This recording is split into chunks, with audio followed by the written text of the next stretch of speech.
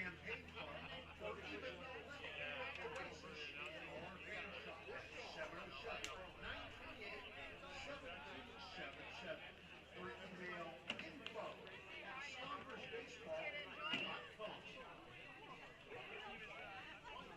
To see all of our fine wine selections, head on over to the Wine and Snack Shack, located next to the Stompers dugout.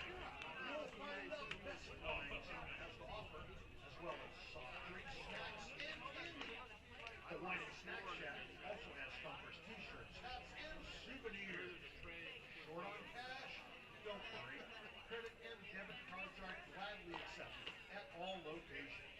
The best food, the best people, and the best baseball. We are the Sonoma Stompers.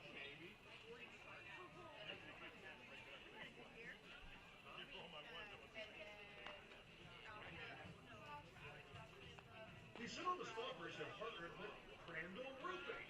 All grandstand seats are now sponsored by Crandall Roofing, the best roofers in the North Bay. Let your next roof be your last roof. Call Crandall Roofing, 9-minute certified and proud partners with the Sonoma Stompers. Hey, Stomper fans, if you need tree service, call Arbor MD. Proper tree care is essential for ensuring the safety, health, and beauty of your trees. Arbor MD's tree knowledge and expertise protects your property and enhances visibility while also contributing to environmental sustainability and long-term tree health. Hey, Arbor MD, tree care and landscape needs. Donate from extra virgin olive oil is made from olives grown exclusively on the property of the Anzo winery. They were hand-harvested and pressed to create known as extra virgin olive oil. Visit shop.pianza.com to see why Nava's olive oil is the very best. United States Congressman Mike Thompson, representing California Historic District, is a proud supporter of the Sonoma Stompers. The Sonoma Stompers invite you to dine at Verano Cafe. Longtime Sonoma neighbors Veronica Perez and Carlos Rubio listened to the community's yearning for wholesome food and responded by opening a cozy diner nestled conveniently at the crossroads of Highway 12 and Verano Avenue. At Verano Cafe, breakfast, lunch, and dinner are experiences crafted with local and local ingredients. From classic eggs Benedict to flavorful chili chili, each dish is a symphony of taste. The Verano Cafe, part of the Children's Restaurant family, and sponsors of, you guessed it, the Sonoma Stompers.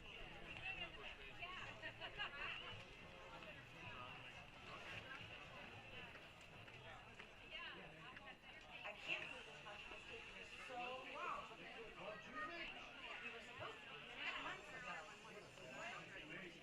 Whenever I ask questions, all I hear is You should have called GMH. who? I never know that. GMH builders are the best builders in the business. They work on local projects, large and small, commercial and residential, and are always there to offer solutions, not excuses. Not only that, but GMH builders are dedicated members of our own North Bay community. They're deeply committed to giving back and helping others. I would never serve a luxury before calling GMH Builders first. Visit GMH Builders website at gmhbuild.com. That's www.gmhbuild.com. You'll be glad you did. Michonne's original Japanese barbecue sauce. And the Sonoma Stompers have teamed up to bring Michonne's authentic Japanese flavors right here in the Autofield. Michonne's original Japanese barbecue sauce was born from founder Justin Hill's multi-generational family recipe that was passed on down to him by his Michonne. Now, that family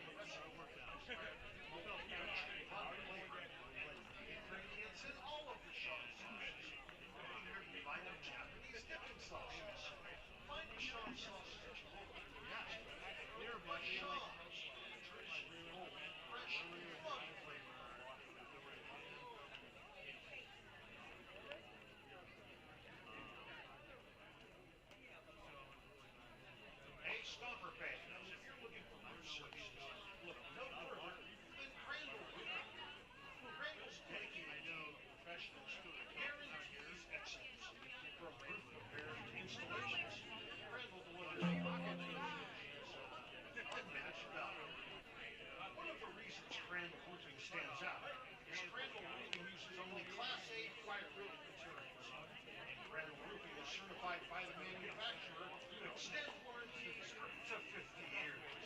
Not only that, Crandall Roofing's simple pricing plan ensures absolute transparency.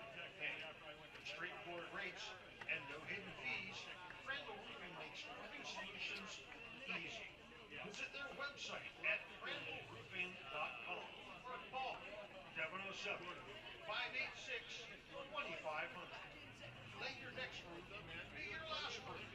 Crandall Roofing, Diamond Certified, proud partners with the Sonoma Stompers.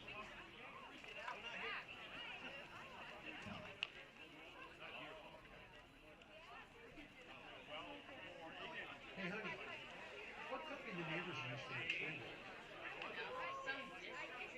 They even know what they're doing.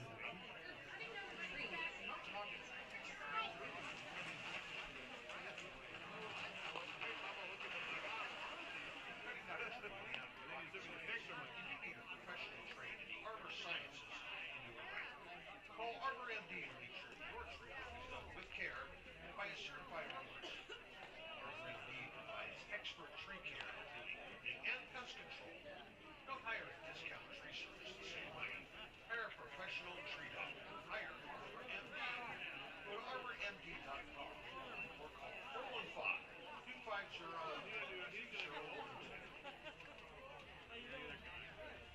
The owners of Jenkins Restaurant have done it again. They've opened another restaurant in town, the Verano Cafe, and it is absolutely fantastic. Verano Cafe has classic breakfast items that everyone loves, but they've raised the bar by offering incredible dishes like chicken and waffles, steak and eggs, and the best chilaquiles in town. Cafe Verano's lunch offerings include burgers, unique sandwiches, and classics like fish and chips. But let me tell you what, their dinner selections, wow, you're not gonna believe it. These selections are incredible. Classic French, Italian, the best seafood, it just doesn't get any better than this. Verano Cafe, located on the corner of Highway 12 and Verano Avenue. Wow, check it out.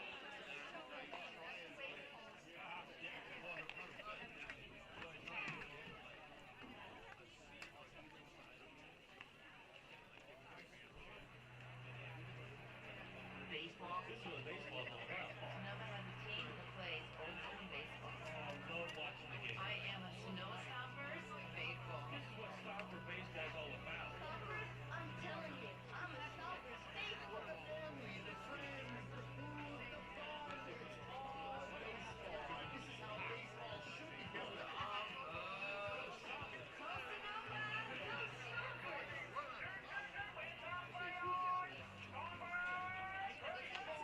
I want to see home run after home run after home run. I want to be a winner. Sonoma baseball family friends, that's what brings it all together. Stompers, I'm telling you, I'm a Stompers faithful. This is how baseball should be done. Sonoma baseball family friends, that's what brings it all together. Good evening, baseball fans! On behalf of the entire Stompers staff, welcome to Arnold Field in historic Sonoma, California for tonight's Collegiate California League contest featuring our guests, the Petaluma Express, and your Sonoma Stompers! My name is Katie Sanders, and tonight I will be your stadium voice of the Sonoma Stompers. Hey fans, if you want to take part in any of our Stomper interactive games happening in between innings of today's contest, just find Hey Trey. You might be the star in the game. Interested in Stompers gear? You can purchase Stomper t-shirts and hats at the Stompers souvenir stand, located behind the Stompers dugout. Short on cash? No problem. Credit cards are accepted at all locations. While attending tonight's event, I'd like to remind all spectators to please be aware that baseballs, bats, and other objects may fly into the spectator area. This can be very dangerous and can cause serious injury. Please be alert at all times when you're in the spectator area, and please inform children in your care of these risks. I'd also like to remind everyone to visit the left field line concession stand for Gourmet Ballpark Fare presented by Jacob's Restaurant. Wood Fire Pizza, Chicago Dog, chips, and more. Jacob's Restaurant is located in Sonoma at 1266 Broadway, right next to Traintown.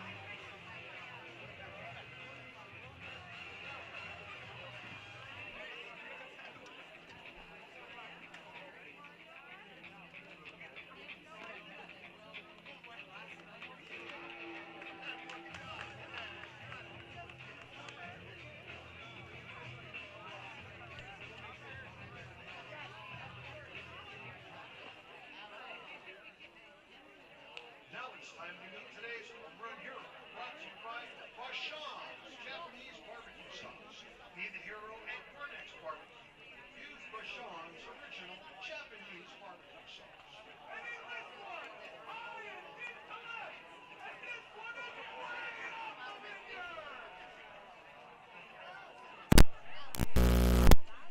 Thanks to Deshaun's Japanese barbecue sauce, if any Stomper hits a home run, one lucky fan will win 2 tickets to the Stompers game and a bottle of Deshaun's barbecue sauce. Tonight's home run hero contestant is 6-year-old Elijah from Santa Rosa.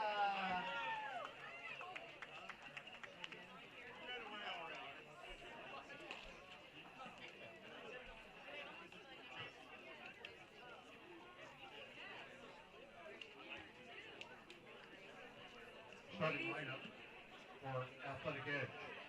Leading off in center field, number 99, Jelani Mason. Batting second in right field, number 17, Kalen Clemens. Batting third, designated hitter number 25, Xavier Dominguez. Batting cleanup in left field, number 37, Lucas Shaver.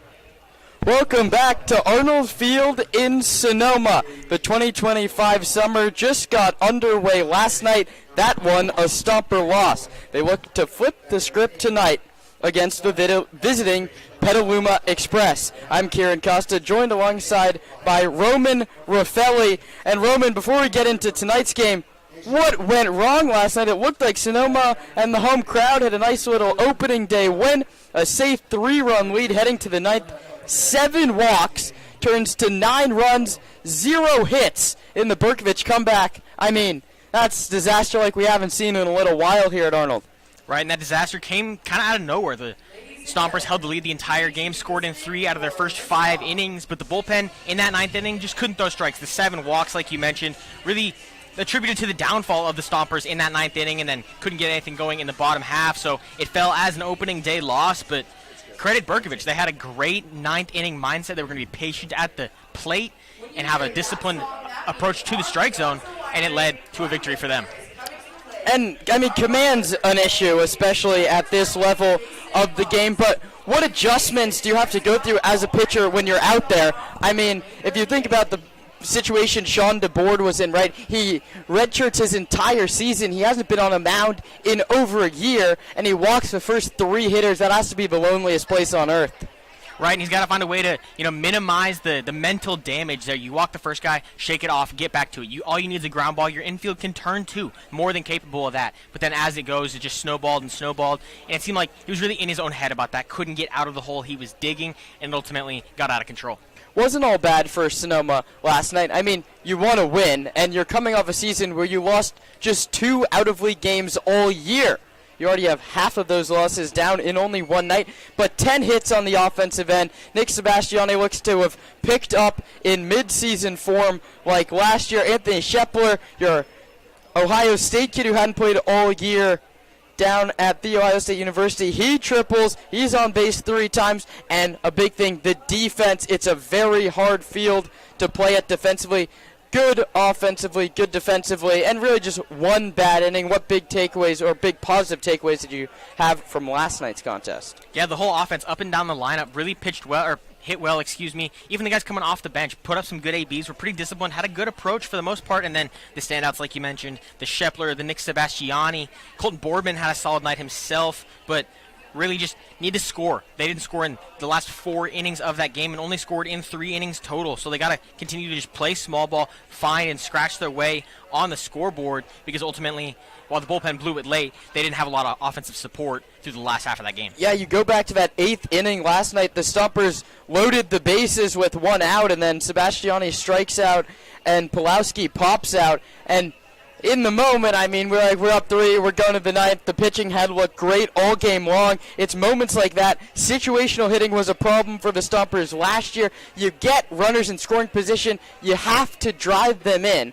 And the Stompers, in their batting practice before every game, they do these situations. The second round of batting practice is runner at second, then the next at-bat's runner at third, infield in, and then infield back. They really need to get those knocks with runners in scoring position. What's the offensive adjustment they can make there? Right, a lot of time you got a runner in scoring position. You want to go yard. You want to get yourselves the big RBI, but you need to just choke up a little bit, widen the stance, get a smaller, more manageable swing out there, and find a gap, whether it's the 5-6 hole, right center field, doesn't matter. You got to get a ball where there isn't a defender and score those runs, because when you can't score them, it not only takes away from your offensive output, but it gives the other team so much momentum. It's, hey, we had a guy 90 feet away, and we kept him from scoring, and that's huge, especially for a visitor.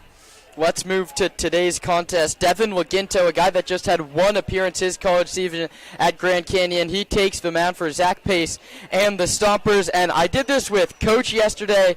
Who's your player to watch? He said Nick Sebastiani. You said Nick Sebastiani as well. And a pretty good guess from both of you. He looked like the All-CCL North player the Stompers had last year. A double, a walk. He scored twice. Do you by any chance, without flipping your scoreboard, know how he scored both of those times? I believe both were pass balls, Kieran. He was really scrappy on the base paths, and the whole lineup really was, moving up 90 feet every chance they got, and it boded well for them. Yeah, 2 runs on pass balls, a lot of runs on defensive miscues. The Stompers, I mean, they do well in those situations. I mean, they take advantage, they run aggressively, stuff like that. I'm going to ask you the same question again. I don't think you heard Coach's answer. Who do you have player to watch on this lineup card for Sonoma? You know, for me, it's going to be Landon Akers tonight. He had a great game yesterday, got on base a couple times, but that speed is next level. Roamed center field better than anyone I've seen, and snuck out an infield hit as well. Made it close a couple times, too. Put a solid performance up and hitting in that leadoff spot. A lot of pressure, but he played well last night. Yeah, Akers has the numbers to back it up from his college season. Tied the Bellarmine hits record. He was just a freshman doing that last season. He's in the leadoff spot for Zach Pace, whose answer today was Anthony Shepler. He trusts his kid out of San Marin High, who had a triple in yesterday's contest. That's enough pregame show. We're getting you ready for first pitch. Roman Raffelli and I have the call when we come back. It's the Petaluma Express on the Sonoma Stompers, the second game of the season on the Sonoma Stompers Broadcast Network. By Klein Family Cellars. Hey, Klein, what's going on? I'd tell you how much it is per glass, but I forgot. What is it? $7 per glass for Klein Family Cellars. Go over there and check it out. Now remember that all proceeds from wine tasting goes to the Stompers Meal Fund. So, you know, have a drink and feed a Stomper. Sounds like a great time. We've also got, of course, because it's Sotheby's International Boys and Girls Club Donation Night, we've got a group out there. Sotheby's International Realty is actually here tonight. Hey, let's hear it nice and loud from Sotheby's. Now, last year, Sotheby's totaled $1,500 donation on Boys and Girls Club Donation Night. So let's hope that happens again. Lots of runs means lots of money for the Boys and Girls Club. And also, because it's Sotheby's International Night, we've got a representative from Sotheby's. Lauren? Where's Lauren?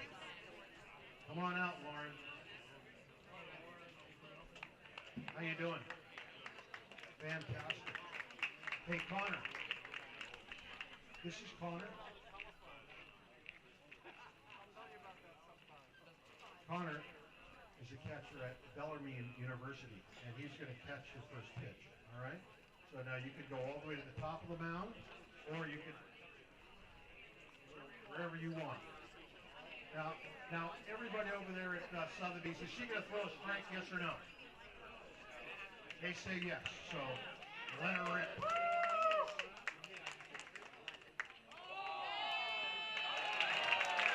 What do you say, Blue? Is that a strike?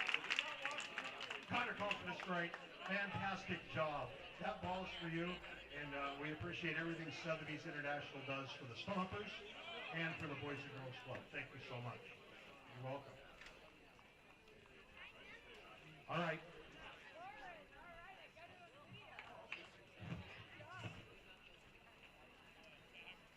Now let's meet the starting lineup for your Sonoma Stompers.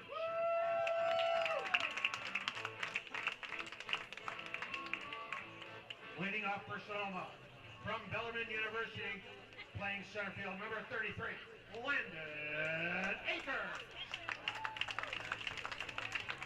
Batting second, from CSU Northridge, he's at shortstop today, number 3, Fulton Boardman.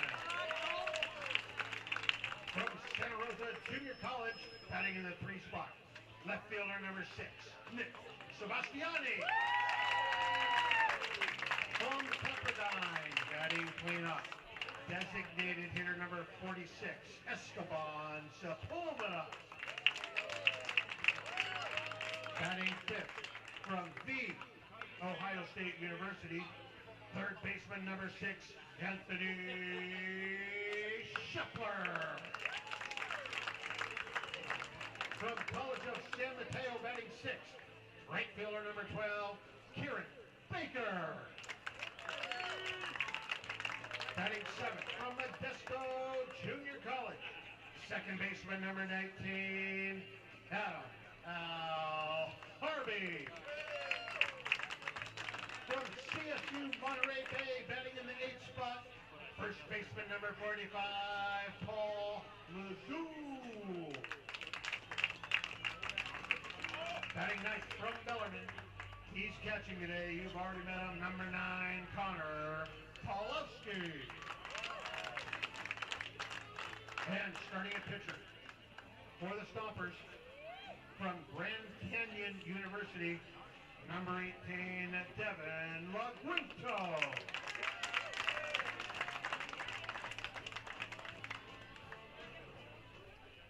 Let's have a big round of applause for our starting lineups, everybody.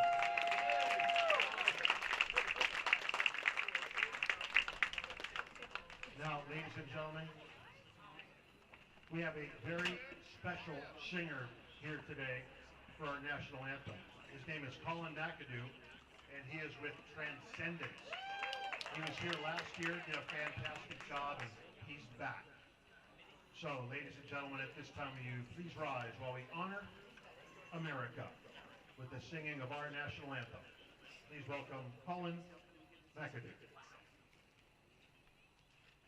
Oh, say, can you see by the dawn's early light what so proudly we hailed at the twilight's last gleaming, whose broad stripes and bright stars through the perilous fight o'er the ramparts we watched were so gallantly streaming, and the rockets' red glare, the bombs bursting in air, gave proof through the night that our flag was still there.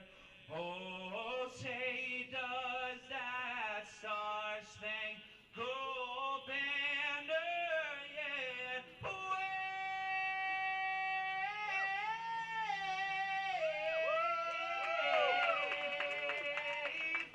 o'er the land of the free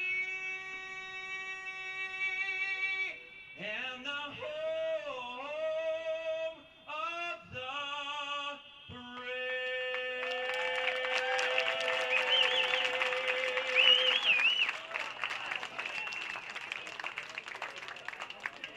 Holy cow. Colin McAdoo, everybody. Now, he's for Transcendence. A rousing national anthem here at Arnold Field, getting you set for the Stompers and the Express. And let's get you set on paper. for this upcoming matchup. The defense set by Zach Pacey sends out Devin Laginto, the right-hander out of Grand Canyon University. His battery mate will be Connor Pulowski. At first base, Paul Lazul. Second base, Adam Alharbi. Shortstop, Colton Boldenman. And third base, Anthony Shepler. Left to right goes Nick Sebastiani, Landon Akers, and Kieran Baker. That's the defensive alignment for the Sonoma Stompers, sporting their home whites yet again. The Athletic Edge, or Petaluma Express, whatever you want to call them, they're wearing road blues, Petaluma, and scripted red Express under that. And here's the lineup that Jeff England sends out there. The center fielder, Jelani Mason, leads off, followed by the right fielder, Kalen Clemens. The DH, JT Summers, hits third, and the left fielder, Lucas Schaefer. Watch out for him. He cleans it up. The shortstop, Kays DeRomalar, hits fifth. The first baseman, Brady Boyd, sixth. Welcome back to Sonoma. He played 7 games for the Stompers last season. 7, 8, 9 goes Dante Chiatti, the catcher Mason Cox, and the second baseman Tyler Nordyke. That's the 9 for Jeff England, who's coaching third base for the Athletic, or the Express. Sorry, it's another mistake, and Mike Harris playing first base.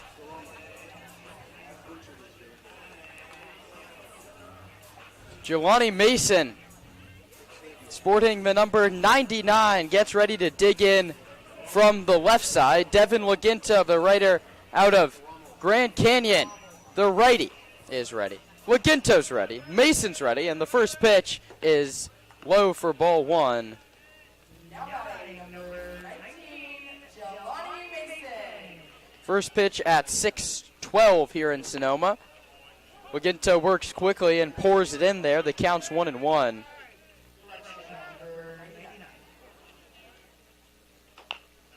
As this one's a cue shot, foul down the third baseline. The count's 1-2. Laginto not even fully 3/4, but it's definitely not right over the top. Gets the sign he likes and pitches the 1-2. Struck him out swinging. Breaking ball at 74. Pulowski clears and throws.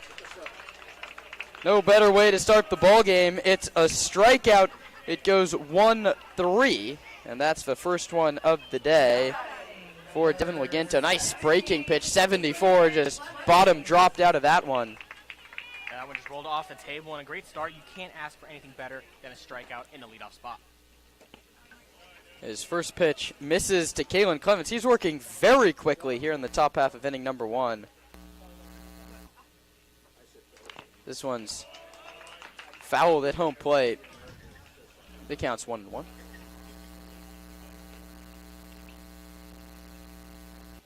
One ball and 1 strike. Laginto facing Kalen Clemens, who went to high school right down the road at Casa Grande, and he takes another breaking ball at 75 that misses. And the count's 2 balls and 1 strike. Just getting started top of the first, no score, and cut on and miss. The count's 2-2.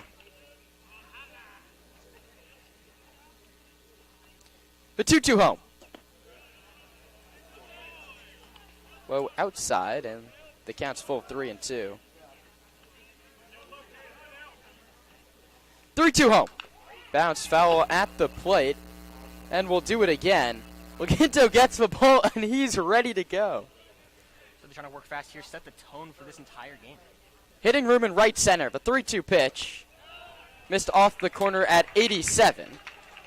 A good battle by Clemens yields a walk, the first base runner of the ball game, and that brings up JT Summers.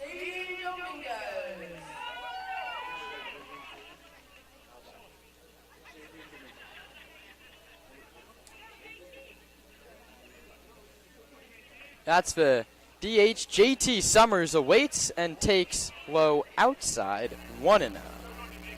And that hasn't stopped even that walk. We'll see if his pace slows a little bit. Now working from the stretch. Rocks in, delivers low, 2-0. And all of a sudden, the command to pick back to first. Pulowski, who came into the game as a defensive replacement halfway through yesterday, almost picked off a runner 2 times with that snap throw. Watch out for that from Pulowski all game long. 2-0, runner not going, and Laginto delivers foul back to the screen, 2-1. Summers, in 47 games at Santa Rosa Junior College, hit 380, 8 home runs. That hits the ball hard.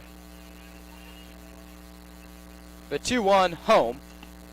Outside 3-1, and Leginto having a little bit of trouble finding the zone here in inning number 1. In his one appearance with Grand Canyon last year, he had 2 walks in just an inning of work. The pitch is a fastball at 85. Summers very late in the count runs full 3-2. Back-to-back full counts to start the ball game. This one's bounced towards third, could be 2. Shepler will look to second, instead go to first. Kalen Clemens gets into scoring position with 2 outs as the putout goes 5-3. Smart play by Shepler. He didn't have him at second base. No, Clemens taking off. A bit of a hit and run put on there by Jeff England, and it paid off just how you want it to. Now batting, number 37, Lucas Shepler.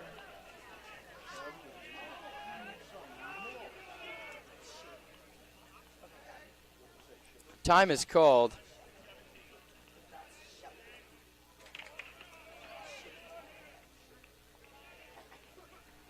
That brings up Lucas Schaefer, and we'll give you his impressive stat line after he takes a fastball at 87 for a called strike 1.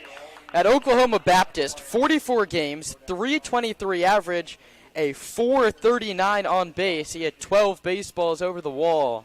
A 1. Low outside, it skipped in there at 75.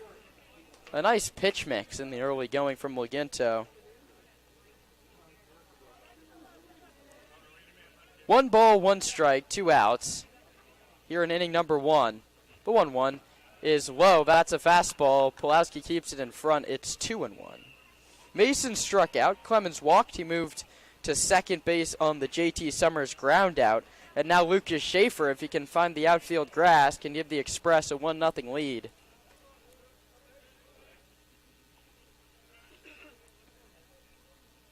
Leginto delivers.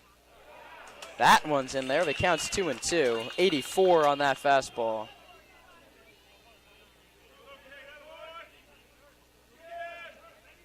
Two balls, 2 strikes, 2 outs. Leginto checks the runner at second and sets at the belt. Comes home. Struck him out looking. Buckles the knees of Lucas Schaefer. A couple strikeouts in the inning for Leginto. Nothing across for the Express with the Stompers coming up in the bottom half. Hey, bud, let's party. That's right. You can book your next party for a week event right here at a Stompers game. Birthdays, company get-togethers, bachelorette parties, pre- or post-wedding parties, you name it. For reservations and information on how you can book your event in your beer garden, your leftover oasis, or your food area, your champagne club, call a fan shop at 787-938-7277 or email info@stompersbaseball.com.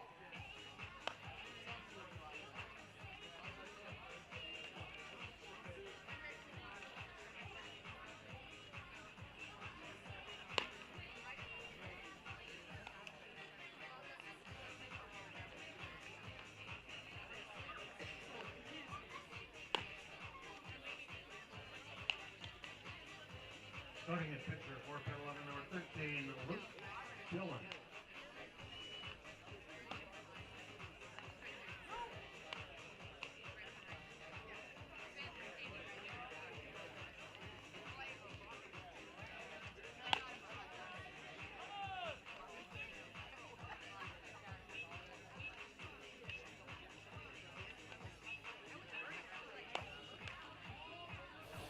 Welcome back to the bottom of the first inning here at Arnold Field. Devin Leginto tossed up a 0 for Sonoma pitching, and now we'll see what the offense can do in the bottom of inning number 1.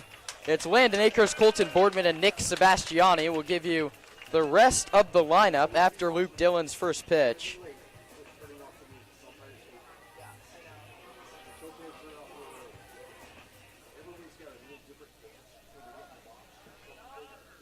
Right on right, Dillon brings the hands over the head and pitches to Akers. 90-mile-per-hour fastball is a called strike 1. Akers, the center fielder, then Boardman, the shortstop, Sebastiani, the left fielder. The DH is Esteban Subvilda, the third baseman Anthony Shepler, fifth, the right fielder Kieran Baker, sixth. 7, 8, 9 goes Adam Alarbi, Paul Lazul, and Connor Pulowski as Akers fouls it back. He's behind 0-2. Luke Dillon out of Santa Rosa Junior College, the wind and the pitch. And that one's flared towards center. Mason started back, now coming on, and he makes the catch. 1 away. Akers is retired, and that brings up Colton Boardman, who went 1 for 3. Was on base 3 times yesterday. Also added a hit by pitch and a walk. A left-handed hitter out of Cal State University Northridge. Takes high, 86 mile per hour fastball from Dillon. We saw Luke Dillon last year as he pitches, and it's sent to very shallow left center field, Bermuda Triangle, and a very nice running play by Dante Chiane with his back to home plate. He made a basket catch looking out towards the outfield. Yeah, really great play there. Had great awareness of where his other guys were at, called him off, and then made a heck of a basket catch right on the foul line there. That's a big out.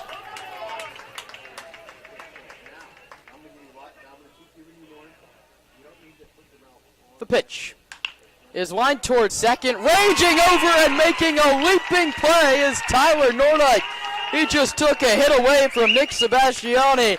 The Petaluma Express are flashing the leather in the bottom of the first. Down go the Stompers. 0-0. Second inning coming up on the Sonoma Stompers Broadcast Network.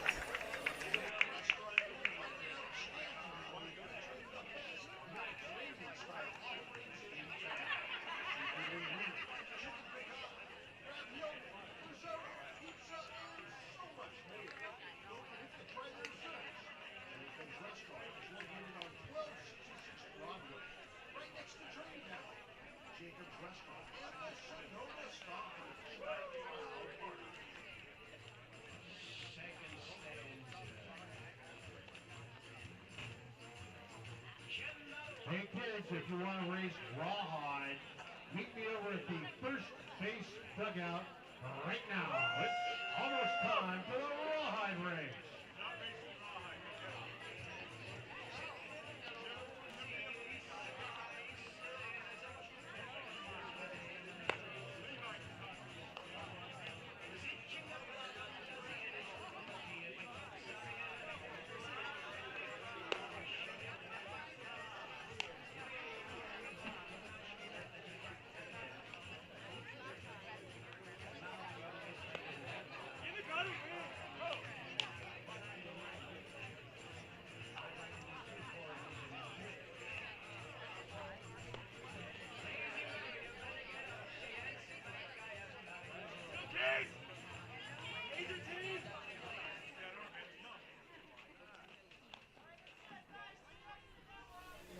Top of the second inning of a scoreless game.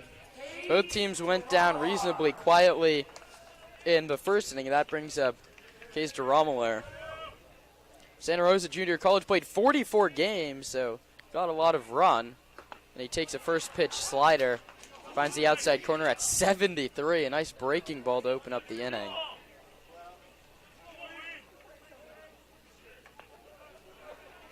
That one misses low, and the count's 1-1. It's a 2 home runs and 32 RBIs. He hits a mile-high pop-up on the infield left side. Anthony Shepler makes the call and the catch. And a great assertive play there from Shepler. An easy routine ball that can often be a little bit challenging if the infield can't communicate well, but does a good job calling off and making the catch.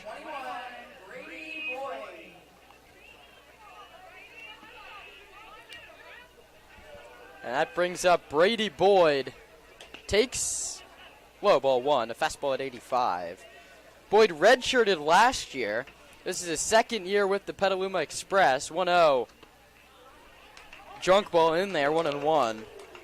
Boyd played 7 games with Sonoma to start last season. He had 1 home run. He pulled one out to left. Here he's fooled on another breaking ball. This one drifted in there at 73 miles an hour. Boyd had all but finished his swing when the ball crossed home plate. 1-2. Fastball got him. And Laginto is working at a very, very quick clip. He has 3 strikeouts, and he's looking for another 1-2-3 inning. And a beautiful sequence there for Laginto. Got him ahead in the count early. Dante Coyote takes strike 1. Coyote, 45 games at the College of Marin. He had 326. That one's outside again. I don't even have time to give my between pitches stats. Laginto gets the ball, and he seems like he's already working out of the stretch. The 1-1. It's a breaking ball up in the zone. You're not going to get away with a lot of those, but he does here as it's fouled back. 1-2. 1 ball, 2 strikes, 2 outs. Top of the second. Laginto comes home. Check swing. Did he go? Be appealed to first. Yes, he did. The ball kicks to the screen. Pulaski's throw to first. Stuck by Lazul. 4 strikeouts in 2 innings. Devin Laginto nodding his head as he heads back to the dugout. We head to the last of the second inning. 0-0. A brisk pace of play here on the Sonoma Stompers Broadcast Network. Now, Pitch Lifeline sponsors the race. Pitch Lifeline saved Rawhide and brought him to us. If you need any help with your pet, spaying, neutering, anything at all, call Pets Lifeline for best pet services around. All right, our kids are lined up. Rawhide gets a head start because he's Rawhide. Now, Rawhide, remember, you're running that direction. Okay, on your mark. Get set. Go! And they're off. Speedy on the outside. Watch out for the player. All right, Rawhide. Come on, pick it up, pick it up, pick it up, pick it up. Rawhide, you're going the wrong way. Rawhide, you might have won. Turn around, Rawhide. Oh no, Rawhide. Oh my gosh. We have to work on Rawhide's directional capabilities now. That's okay, Rawhide. You finished the race this time. Are you winded? We got to get you back at Park Point. All right, Rawhide. That's the Rawhide race brought to us by Pets Lifeline.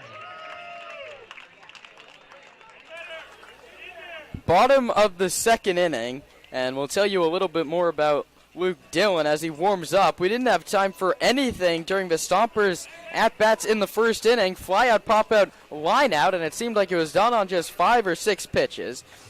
Luke Dillon faced Sonoma last season, 6 innings pitched, 3 earned runs, 8 strikeouts. And when you watch inning number 1, it's a little bit of an old-timey delivery. He brings the hands up all the way over the head. It reminds you of like A.J. Burnett back in the early 2010s.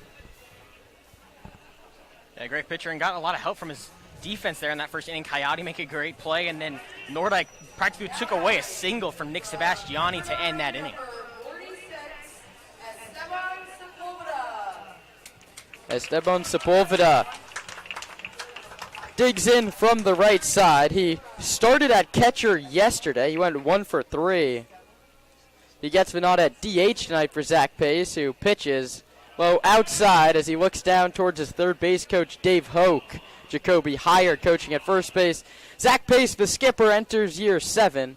Paul Madarena is the hitting coach, and Kenny Mimerstorff, the former Stomper, helping out. It's his first season as a coach with the ball club. Played for the team back in 2017. As Sepulveda takes a strike, 1-1. The pitch is in there, 1-2.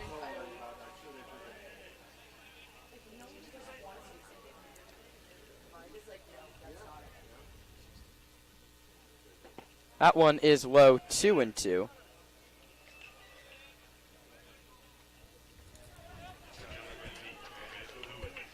Two balls and 2 strikes on Sepulveda. Just getting started, last of the second. Dillon pitches, and Sepulveda hits it right back to him.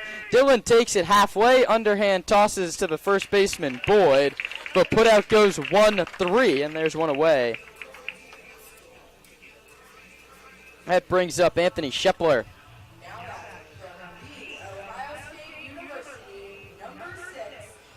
Shepler checks in at 6 foot 210 pounds from right down the road in Novato. He played at San Marin High School and played very well there, hitting .337 his senior campaign. He swings first pitch and bounces it to first. Tough play for Boyd. It eats him up. He recovers, flips to Dillon in time. And some very sound defense on these first 5 hitters. We've seen that that's a very tough play. Boyd backed up, took it on an in-between hop, and Luke Dillon wins the race to the first base bag. And as a Yankees fan, covering first base is not something I see every day. Not a great play there, and you always hear defense wins championships, and that's being exemplified here as a key point for the Express. First one is in there to Kieran Baker out of the College of San Mateo. Hit .302 at CSM this season. The 0-1 inside, and it hit him, and that's a nice way to get your first base runner. Maybe not for Kieran Baker's back elbow. That one ate him up and hit him right above the elbow, maybe in the lower bicep, but he seems to be okay. He hands his guard to Jacoby Hyatt. He's the first base runner. Played on a very good College of San Mateo team this year that made the regional. Couple Stompers on the team this year, and last year Luke Rossi had played a lot for Sonoma. He made all-conference first team, and Zach Pace has come out to talk to his right fielder Baker, who's standing a little wide at first base, but it seems like he's going to stay in the ball game and put that sliding glove on his right hand. Either way, it brings up Adam Harby, who took all 4 at-bats he was offered yesterday and takes high. He went 2 for 4, a couple of singles, and was caught stealing second base. That one misses for a ball at 83. Baker takes his lead at first, not running. Curveball called strike. 1-1, 73. This is what we saw a lot from Dillon last year, was that big, slow curveball. He's gone with a couple more heaters here in his first appearance of 2025. Baker runs on the curveball. The third onto second is wide into center field. Baker's going to head towards third. Jelani Mason's throw, not in time. It's a stolen base for Baker. He advances to third on the error on the catcher, Mason Cox.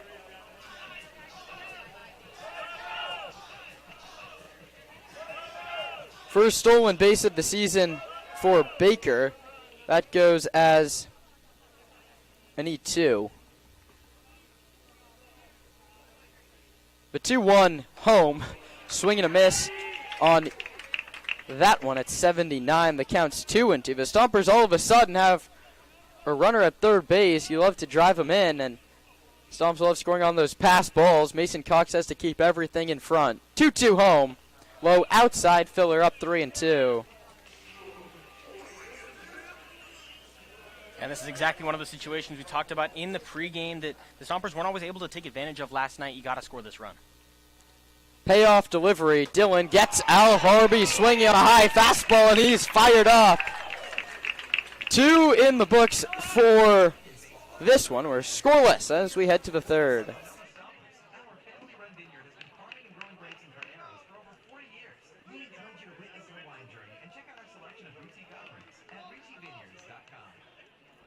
The Stompers are proud to have Adams Chiropractic as our official chiropractor.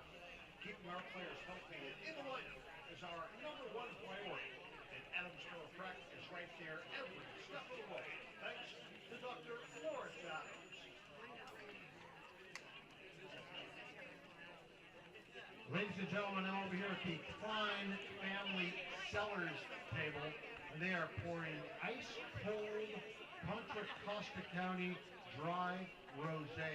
Right here, $7 a glass. They've also got a nice Grenache. The Klein Family Cellars wine table right behind the visitors' dugout.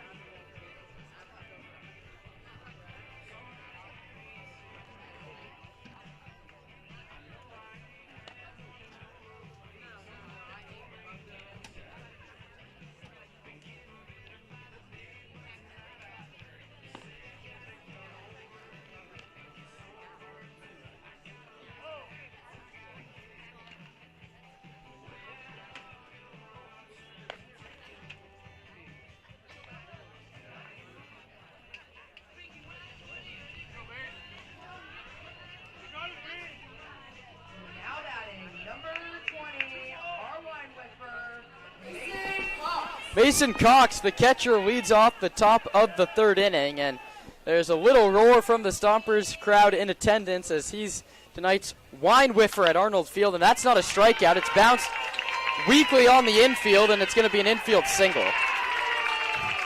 And a really unfortunate piece of contact there. Bounces off of Devin Laginto, and then it's just a tough play up the middle for Boardman or Al Harvey to make, and the leadoff runner's on.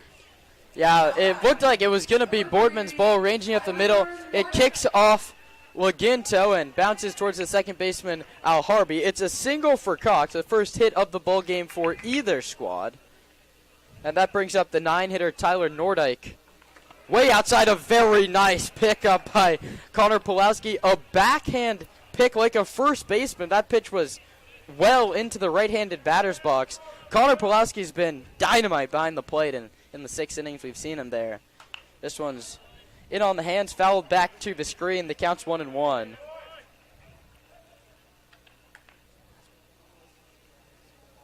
Leadoff man aboard for the Express in the third. That was via Mason Cox infield single.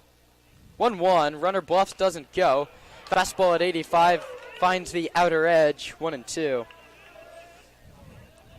Laginto ended last inning with back-to-back punch-outs, looking to do the same thing here. 1-2. He got it.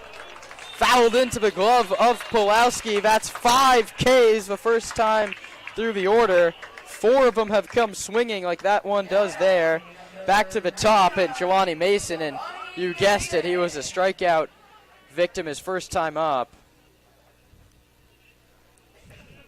Laginto working off the first base side of the hill. The righty stares in and pitches inside with a breaking ball. 1-0. Laginto doing a really good job varying his sequences here, not throwing the same thing first pitch, second pitch, third pitch. He's changing it up a lot, and it's keeping the Express hitters off balance. 1-0 fastball is bounced at home plate. 1-1.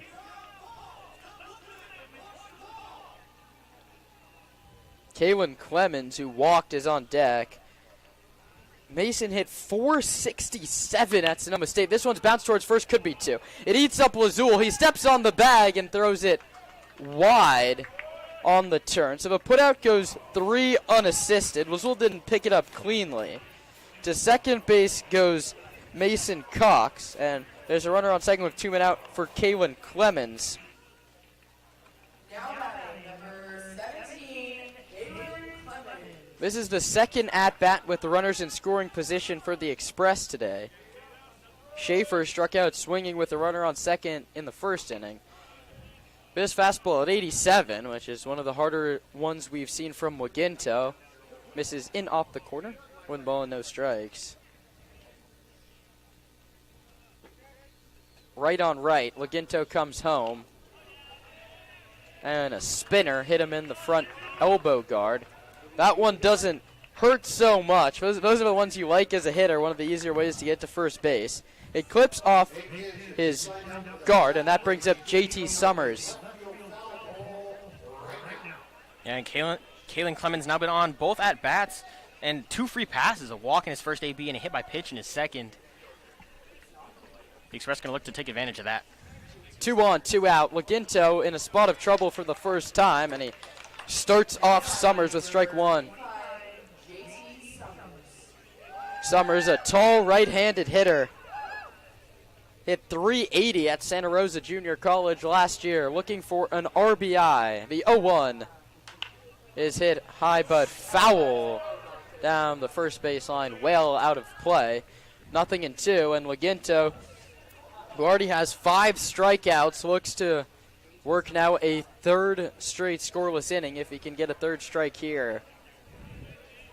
2 on, 2 out, 2 strikes, 3rd inning. Laginto checks the runner at second, still staring back towards the bag and comes home. Low with the fastball. That one kicks away from Pulowski towards the Santa Rosa Junior College dugout. And the runners both advance 90 feet on what'll probably go as a pass ball against the catcher Pulowski. And even on a play like that, one thing you notice, he made a very nice sliding play against the open dugout gate. If that ball goes into the dugout, the run scores. It's a dead ball and everyone's awarded another base. So he saved a run with that sliding effort up the third base line. More importantly, the 1-2 comes home. Well outside. That one's off the glove of Pulowski. Here comes the runner. His throw home. Not in time. A very close play at home plate. That's back-to-back balls that have hit off the glove of Connor Pulowski. And the Stompers beat at their own game a little bit. The run scores on the pass ball, and the runners move up 1-0. Mason Cox, the runner who came in to score, and the count's now 2-2. 2-2 home, low outside, and from 0-2 to 3-2 on JT Summers and the very dangerous Lucas Schaefer on deck. Payoff home. Clemens leads away from third. Laginto delivers, and it's fouled back to the screen. Single strikeout, ground out, hit by pitch. There's runners at first and second to start this at bat. A couple balls get past the catcher, and all of a sudden it's 1-0, and another run 90 feet away. Laginto sets and pitches a 3-2 outside, ball 4. Yeah, not a great AB there for Laginto. You get up 0-2, and then you let a couple pass balls flush you a little bit, get the heart rate going, and then you lose him to a walk. Now first and third with 2 outs still, but not an ideal situation having already given up a run.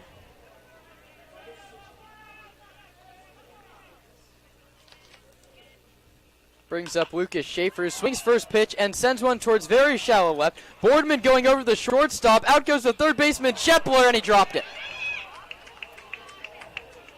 That's a tough play. There's 3 players out there. The left fielder, Sebastiani, didn't get in time, and that's very unlucky, but it's going to have to go as an error against Anthony Shepler. 2-0 Petaluma.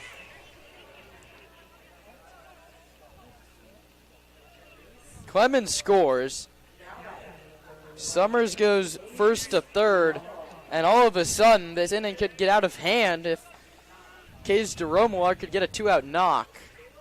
He swings and hits it foul off home plate. And Roman, what did you see on that play? It was sort of similar to the one we saw in the first inning off the bat of Colton Boardman. There's 3 players going out, and the Stompers decided to have Anthony Shepler with his back to home plate try and make the catch in the sun. Yeah, just a ball in no man's land there. Shepler has another chance here, and he's not going to make this one either. Kicks off his glove down the left field line. 1 run scores easily. Cummings towards third is Summers. The throw, the tag! He got him!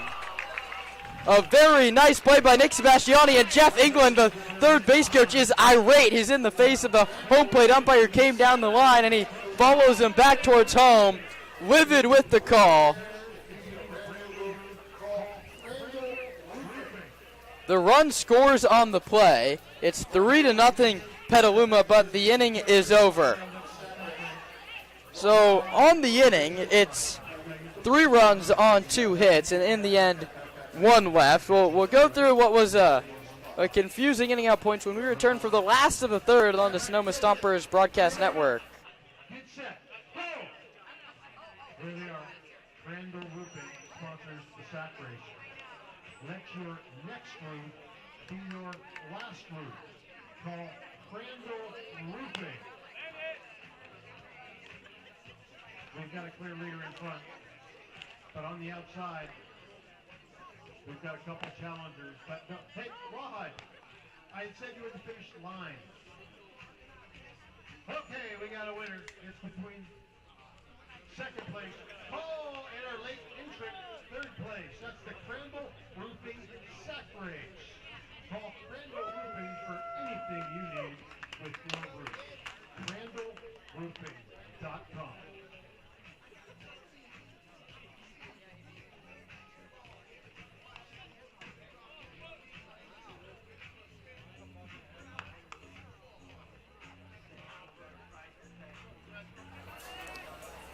Back to baseball in the bottom of the third. Paul Wazul, Connor Pulowski, and then back to the top and Landon Akers. First pitch swinging goes with first baseman Wazul, and it's fouled back to the screen. The lefty out of Monterey Peninsula.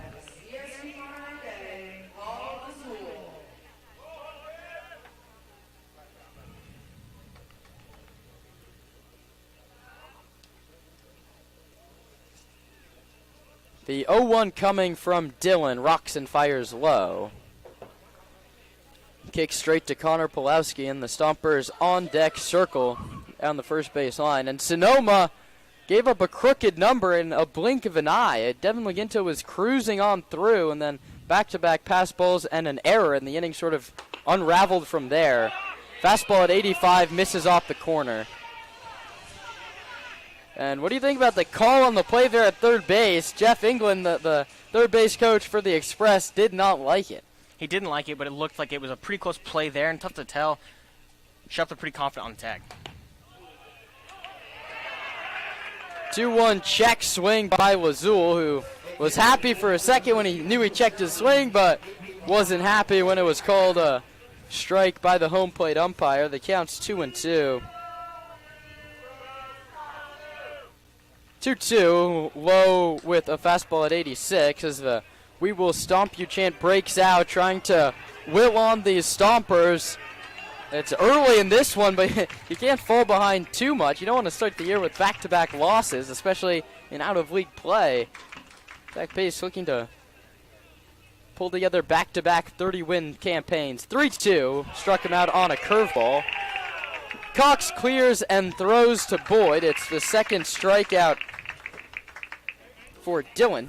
That brings up Connor Pulowski. Pulowski 0 for 2 yesterday. He came in for Sepulveda and caught the last 4 innings.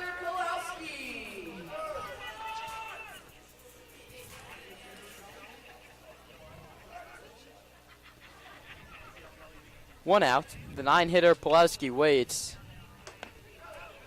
Takes a cold strike over the outside corner. It's 0-1. Pulowski, a long journey. He's a junior. He started at Chico State. Didn't get the run that he wanted there. Then transferred to Butte College and crushed the baseball at Butte. And then at Bellarmine as he went back up to the D1 level. Maybe not the production he wanted there as he hit just 130 last season. He waits for 1-2, checks his swing again, and he's out. That's back-to-back check swings, and there's 2 away. That's 3 strikeouts in a row all of a sudden from Dylan, all 3 swinging. And Pulowski looked a little bit lost that, I bet. And you see Luke Dillon do a little sheathing the sword action after that one, a competitive edge coming out here with a 3-run lead. Dylan hands above the head and delivers. Curveball at 74, low and outside, 1-0 to Landon Akers, and now would be a good time to get aboard and start running. 1-0. Swings and misses at the curveball. He's got the hook working in the early going. It's 1-1.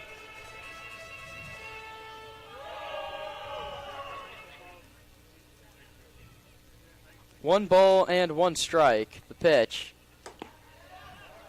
Low outside, 2-1. And as you mentioned, Akers a guy that just needs to get aboard, and he can do the rest on the bases. Threat to run. He has to get there first. 2-1. Line towards right center. That's a base hit. A nice piece of hitting, and that's an ace-on all-freshman piece of hitting from Landon Akers.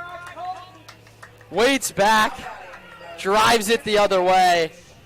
Not a chance for the right fielder Clemens. That's just a baseball single the other way from Landon Akers, and now let's see if he runs. Stompers already stole a base with their only other base runner. That was Kieran Baker back last inning. Fastball at 85 misses to Colton Boardman. The count's 1-0.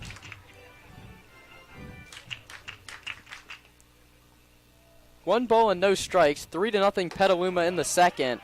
Another fastball. It's high again, 2-0, and the Stompers looking for a little 2-out rally of their own.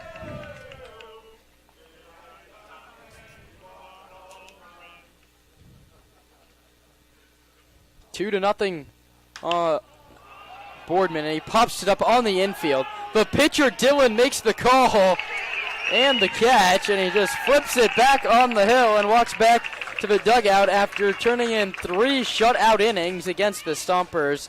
Roman Raffelli takes over on play-by-play when we return for the 4th inning, with the Stompers trailing the Express 3-0 on the Stompers Broadcast Network. Local tree companies that are discount. You want to go with the pros. Armor MD when you need a tree dye. after, that's who you call Arbor MD. All right, we've got a jelly bean here, and everyone should eat it and tell me what flavor it is, okay? Go ahead and pick one. You don't have to choose the perfect one. Go ahead. All right. So now, there's one of two flavors. It's either banana smoothie. That's right. I mean, who likes banana smoothie? And the other is or wet dog. So go ahead, take a bite and tell me what you got.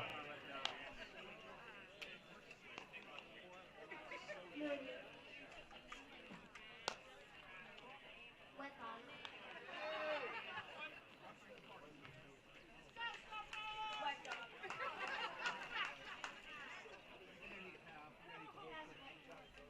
Wet dog.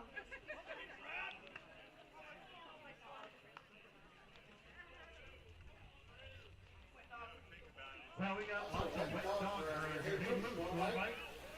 Back in Sonoma for the top of the fourth. The Express with a 3-0 lead through the first 3 frames.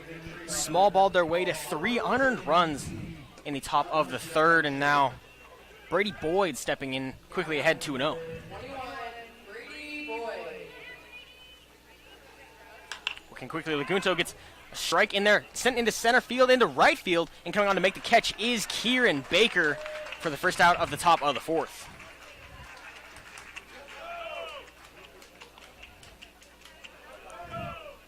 I'll bring up Dante Chiatti here with 1 out. Struck out swinging, the 4th K for Devin Lagunto so far in this game.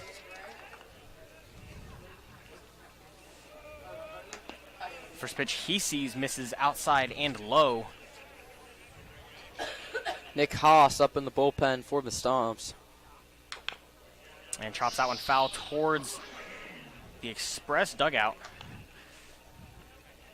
Even the count at 1-1. Lagunto winds and deals. A strike right down the middle, up the middle. Boardman just over the glove of Colton Boardman, ranging to make the plays, unable to get there. It'll be a 1-out single for Dante Chiatti.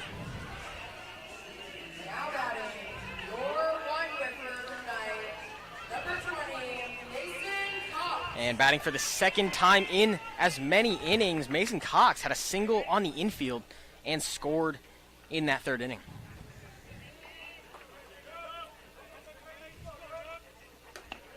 He'll see ball 1.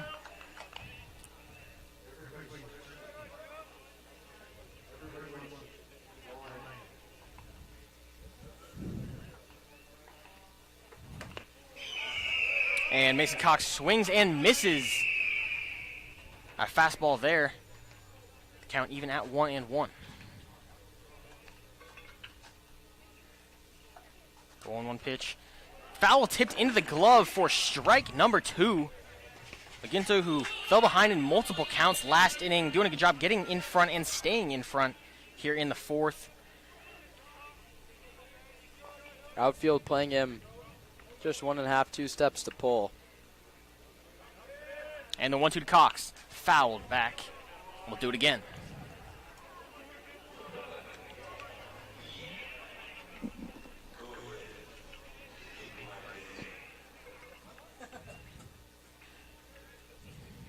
And the 1-2 to Cox. In there for a backwards K. Strike 3 looking. And Cox goes down. That is your wine whipper. Strikes out.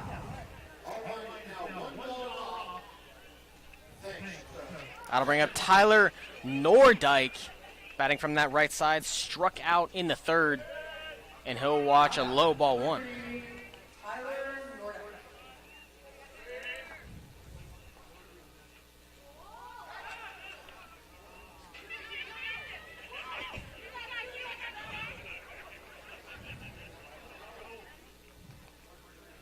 Lagunto comes set. Takes a peek at first and deals. Strike 1. A big whiff there from Nordyke on a high fastball.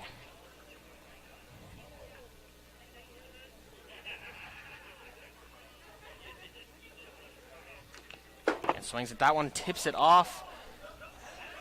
Now Lagunto ahead once again. 1-2 here. Much more effective and assertive in the count here in the fourth and in the third, where he gave up 3 runs.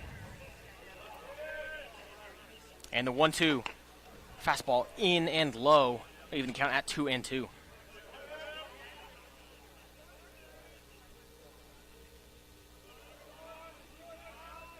And the 2-2 pitch. Hit right back up the middle, makes a good play. Laginto going to toss it over to first in time for the final out of the inning. A troublesome third, scored 3 for the Express, but nothing in the fourth. To the bottom we go on the Stompers Broadcast Network.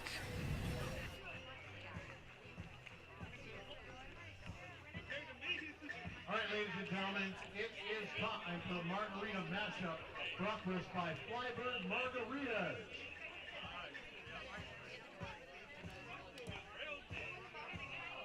We're a little late getting the margarita ball shown up, but here we are. We've got future stopper Raul Valdivia, and then we've got Luke Dillon's dad. We're going to follow me over here. Oh, okay, no, right there, go ahead. Okay, Raul, you stay there. Back up, over here. Now, at the count of 3, you're going to run as fast as you can towards each other and smash. 1, 2, 3, go!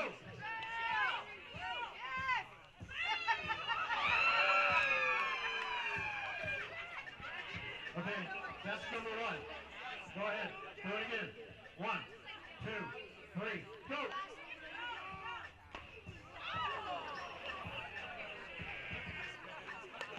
Okay, Margarita mashup. I think it's tied 1-1. Next one wins. One more. Here we go. On your mark. Get set. Go.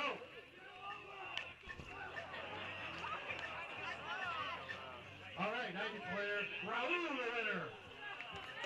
Big round of applause for Mr. Dillon. That's Adam Dillon, father of the pitcher for Petaluma Express,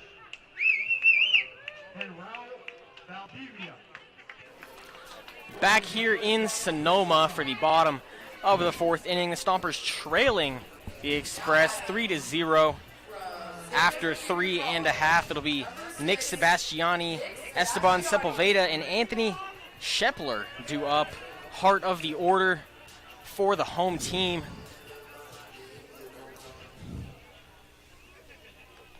Facing Luke Dillon in his fourth inning of work. He's going to deliver a ball low to start the count. How about the Stompers get a leadoff man aboard here in the fourth? We haven't seen that all day. The only runners that have gotten on have been with 2 outs. And that one lined right back up the middle. It's Nick Sebastiani, the hometown kid, putting the barrel to the ball for a leadoff single.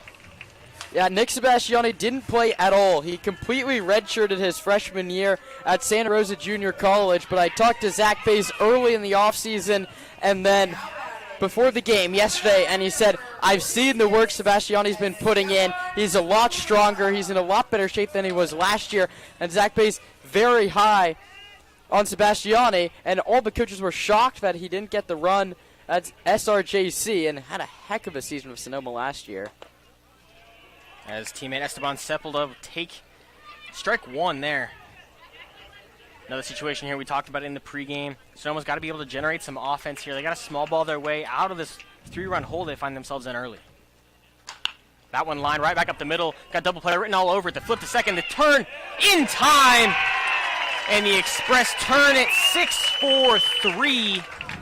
And just like that, any threat the Stompers look to get here in the fourth has been eliminated.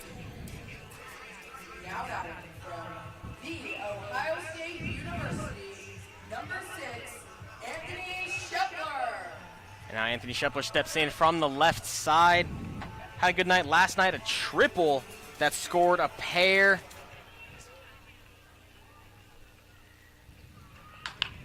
And a foul off the first pitch he sees. A much more aggressive approach here from the Stompers in the fourth, Kieran. Seeing a little bit more from Luke Dillon. Yeah, I mean, they were first pitch swinging early, and Sebastiani hit a bullet right back up the middle. That's just an untimely double play. And Scheffler swings at an off-speed pitch there. A really nice off-speed pitch at that. He's quickly in the hole 0-2.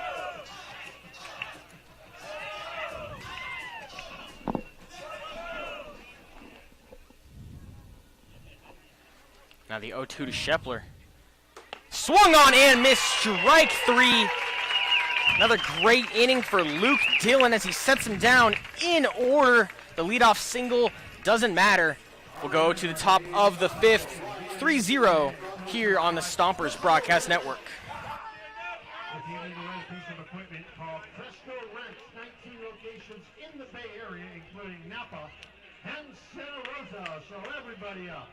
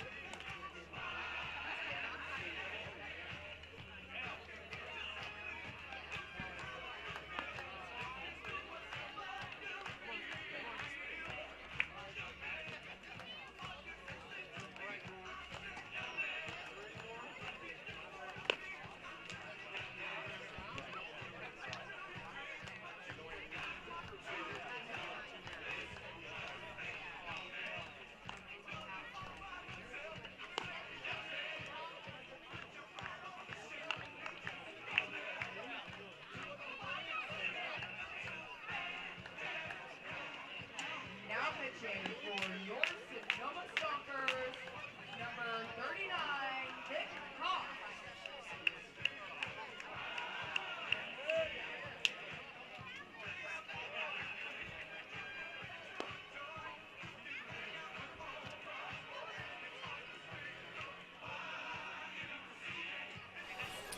Back here at Arnold Field, a new pitcher on the mound. It's Nick Haas from Folsom Lake College, and 17 appearances, all from the bullpen. Gave up 13 hits, 16 runs, 10 of which earned, and struck out 9.7 batters per 9 innings, a 1.64 whip. Really solid arm in the bullpen here. Looking to keep the damage at what it is after Devin Laguinto went 4 innings, 2 hits, 3 runs, none of which earned. He walked a pair and struck out 6. It was really a all or nothing night for Devin Laguinto. Yeah, had it working early, really had it working early, and then you got very unlucky with those 2 pass balls. But I mean, 2 out walks and hit by pitches, those are going to kill you. You can't blame your defense for everything. And he'll have the lead off to start it. Jelani Mason, he's got a strikeout and a ground out to first so far in this one. He'll watch ball 1. Zach Pace maybe making an adjustment. Patrick Atkinson, when he started his 3rd time through the lineup, only faced 1 hitter. It was Cole Jones' double, so Laguinto won't get 3 times through. And a strike called on the outside edge there.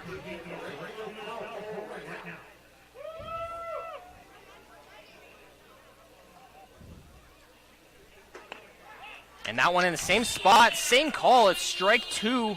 Now 1-2 to Mason.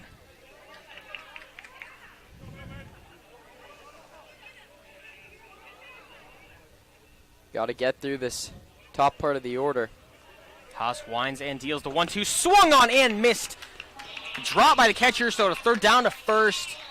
Strike 3 and a great first batter for Nick Haas.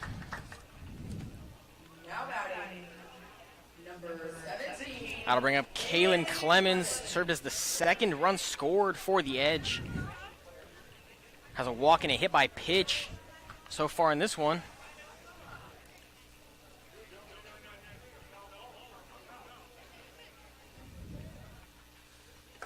And that one nearly hits him. A offside pitch on the inside corner. Goes as ball 1.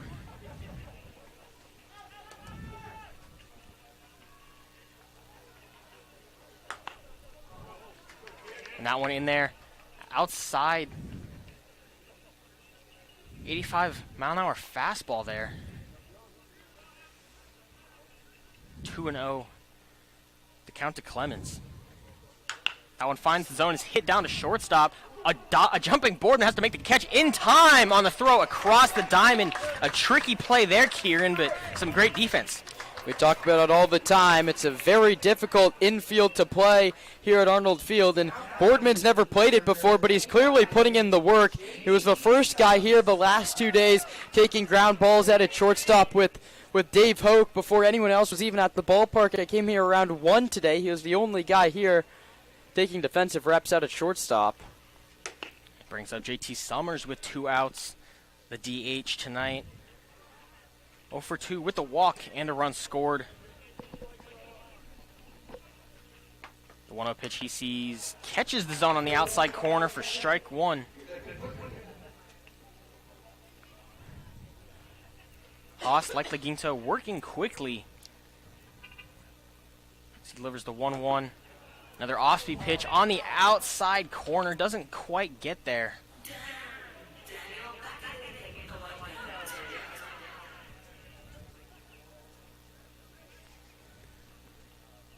And a 2-1. Swung on in, missed. A high fastball. Good location there from Nick Haas. Evens count at 2-2.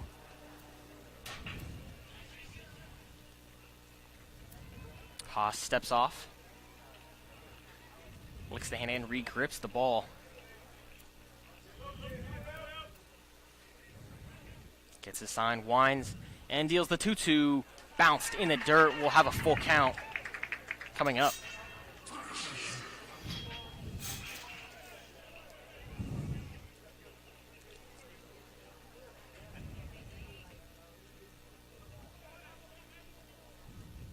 Haas 3-2 pitch, swung on and fouled off, not squeezed by the catcher, Connor Pulowski.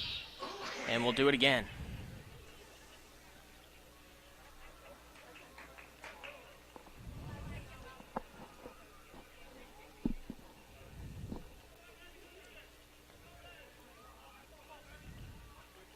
The 3-2 chopped over in the 5-6 hole. It's Shepler coming on to make the play. The throw across in time, and a 1-2-3 inning sat down by reliever Nick Haas. A clean first inning of work, and he'll get the Stomper bats up here, coming up on the Stomper Broadcast Network. Here they come. Here we go. Look at, he's running super fast over here. He might be pooped out by the time he gets here. You guys might have a chance. Okay, you guys stay right there. All right, on your mark. Get set, go! Cut it off. Oh, the stopper almost hit a hole. Is he gonna pick it up? Holy cow, somebody just might be faster than a Sonoma Stomper. For the first time in history, Stomper gets smoked. That's all you faster than Sonoma Stomper. Brought to us by GMH Builders.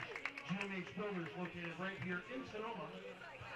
Do it once, do it right. Hire GMH Builders for your next building project.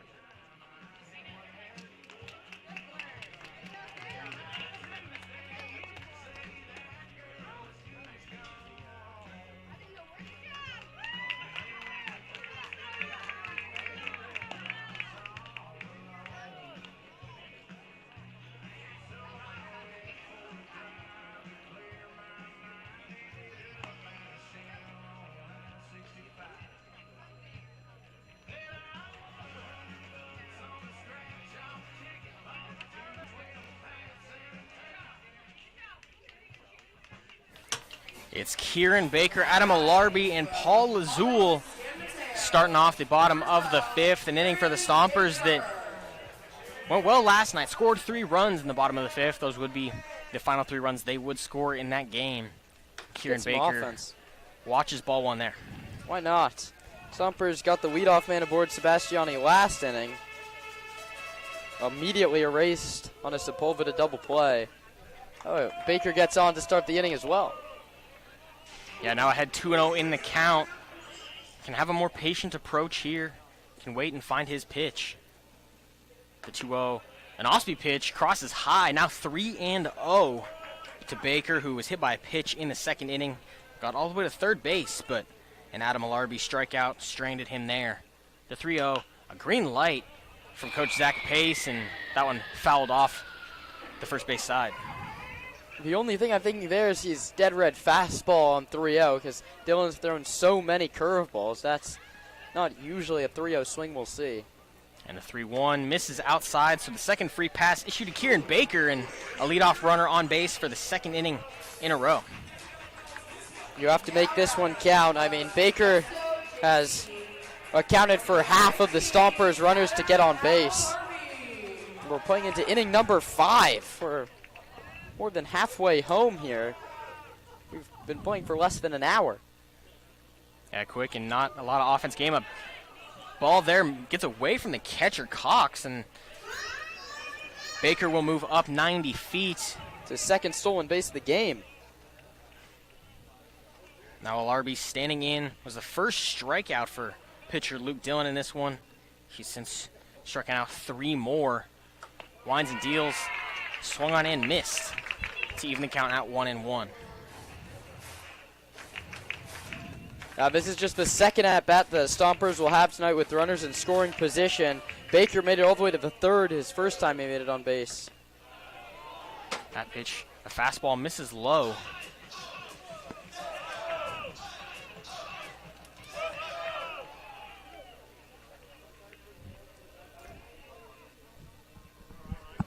Now 2-1 to Al Harvey. Hit hard into left center field. Schaefer there to make the catch, and the runner held back at second base. A ball that, look, it had some life to it, but reeled in by Luke Schaefer.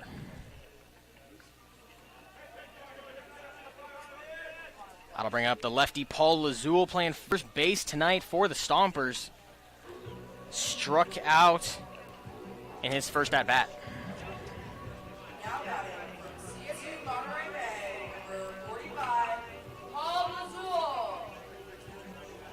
Dillon comes set and deals. A hard line drive down the right field line. If it's fair, it's going to be extra bases, and it's foul. Ball looked like it had a lot of opportunity for the Stompers to get on the board. Just falls a few feet shy of fair. That's a long and loud strike number 1. You have to find a way to get Kieran Baker to home plate. He was at second base with nobody out. You don't even need a hit. You get him second base. Unproductive out from Adel Harby. Hit the ball hard. But you have to at least get him to third base here. Dillon looks back at second. Deals on a pitch. Nowhere close. Baker doing a good job at second base, staying in Dillon's eyes and ears. Shuffling around, kicking the dirt. The 1-1 to Lazul. Catches the outside edge with a fastball. An 85-mile-an-hour heater there on the outside edge.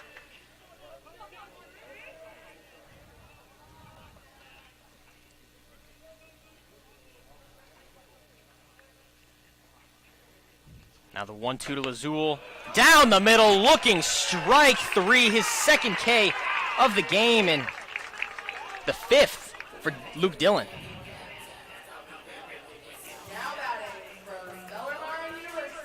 That'll bring up the catcher, Connor Pulowski, with 2 outs here in runner in scoring position. Kieran, they got to find a way to produce offense with 2 outs. Yeah, and it's another game where they're struggling to hit with runners in scoring position. That pitch misses the zone. Now 0 for 3 with a runner at second or third base, and that runner's only been Kieran Baker. Only 2 runners have made it into scoring position now in 4 2/3. Second pitch, an off speed, doesn't find the zone there. Started right down the middle, but worked its way in that left-handed batter's box. Well, that's all forgotten if Connor Pulowski can drive him in. That one can't find the zone. Now 3-0 to the 9-hole. You give up a walk here. You get Landon Akers with one of just 2 hits for the Stompers so far in this one. The 3-0 Misses high and out. Ball 4, and just like that, 2 on and 2 outs for one of the hottest bats in the lineup, center fielder Landon Akers. Now batting from Petaluma University, number 32, Landon Akers. Nobody drives in his teammate all the way from first base with a gapper here.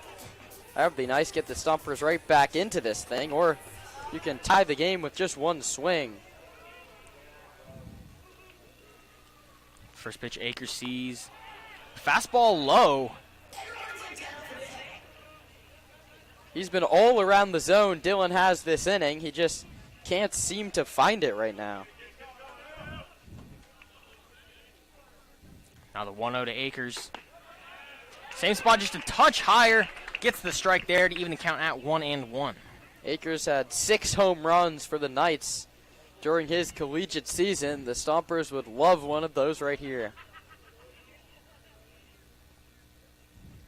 Now the 1-1 hit hard right back up the middle. That should score a run. Baker comes in to score. The throw into the shortstop. And just like that, the Stompers on the board. A Landon Akers single scratches one across. Yeah, that's a nice piece of 2-out hitting. He shoots that one right back. Whizzed past Dylan's head into center field, and now the Stompers are set up. Second single of the night. That brings up Colton Boardman, the lefty, with 2 pop outs tonight, 1 to third and 1 to the pitcher. He'll watch ball 1 with a pair of runners on. This is the Stompers' chance. They had a couple crooked number innings on opening day last night. They'd love one here to get themselves back in it. And that pitch misses outside. Dylan had pinpoint command through the first 4 innings. He's losing the zone a little bit here. 2 walks in the inning, and he's well behind Boardman, who hit very well at Northridge. That one in there for a strike, an off-speed pitch. Finally finds the zone again, but no movement in that Express bullpen. A lot of pitchers go to the fastball to try and find the zone. Dylan's been going to the hook to try and get it over tonight. Goes back to the hook there, another looking strike, and just like that from 2-0, it's 2-2 to Colton Boardman. Luke Dillon gonna take a walk back into the grass for perhaps the most important pitch of the night so far. Comes set, the 2-2 to Boardman, misses high, went to the heater and couldn't locate it. Everyone's running now, 3-2 with 2 outs. Big spot, and Sebastiani on deck. You want to get him up this inning. 3-2 to Boardman, misses low. A very competitive hook there. And now the bases are loaded for Nick Sebastiani, who has a single and was robbed of a hit in his first at-bat, a line drive at the second baseman. It took a hop, skip, and a jump to get him there.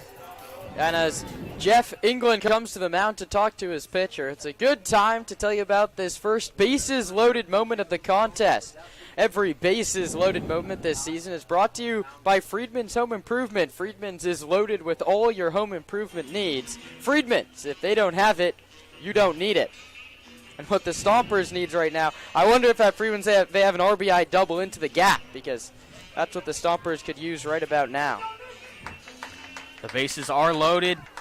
Pulowski at third, he walked. Landon Akers, he singled and drove in a run. And then Colton Boardman at first also walked. Brings up Nick Sebastiani.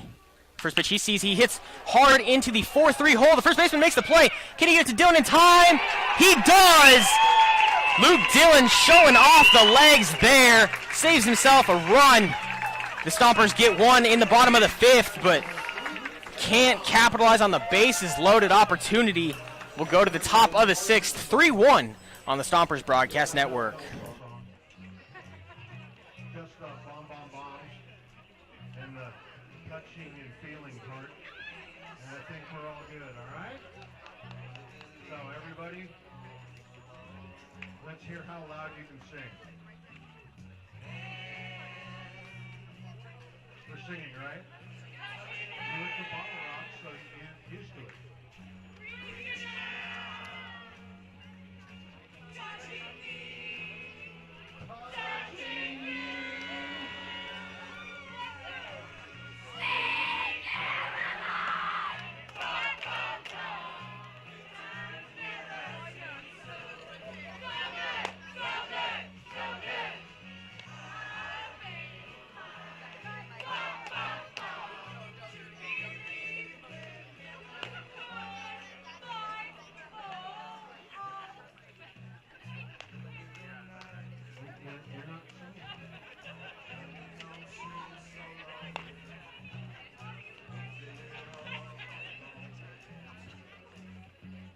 This song is brought to us by Baker Moran. If you need a good bank, a local bank, try Baker Moran. They may not be Sonoma, but Moran is more local than Wells Fargo, everybody. And they're big supporters of the Sonoma Stompers. We might get one more bomb out of this. Can we do it nice and loud? All right, here we go.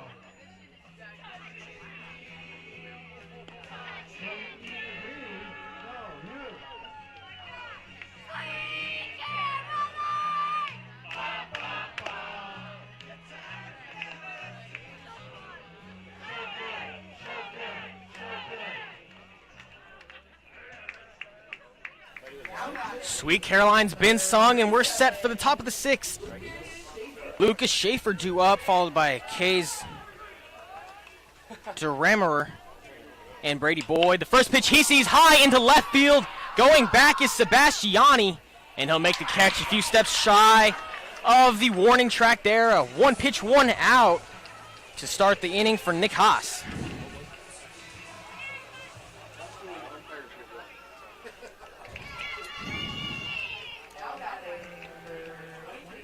Get the Stompers bats back up. How about another quick inning from Nick Haas here? DeRomelar in the box. Watches ball one on the inside corner.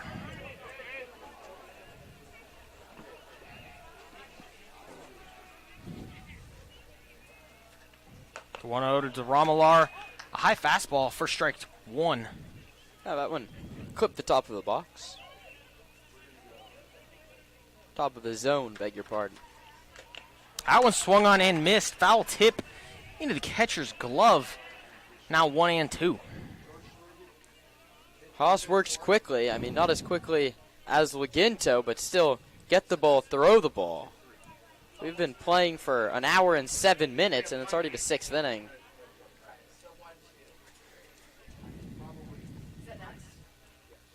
Now the 1-2.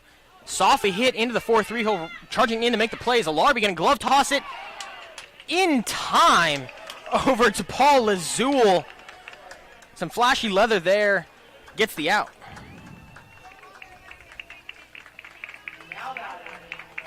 I'll bring up Brady Boyd, and that infield grass, very thick like we talked about earlier.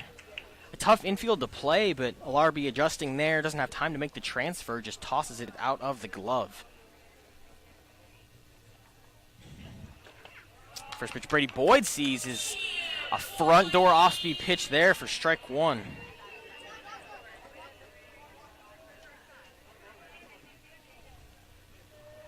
Sees another one and lines it right back up the middle. That one caught too much of the zone. Not what Nick Haas had in mind. It'll be a two-out single for Brady Boyd. Yeah, Haas had retired the first 5 hitters he's faced coming out of this bullpen, and Boyd finally clips him. A nice single back through the middle. A little bit of stretching down there in the bullpen, but not much. Got to bring up Dante Coyote. A strikeout and a single so far in this one, was stranded at first base. First pitch he sees is a fastball. A tad late on it, will shoot it down the right field line, foul. Nick Haas has done a great job of getting ahead of these hitters here, and he's put away most of them.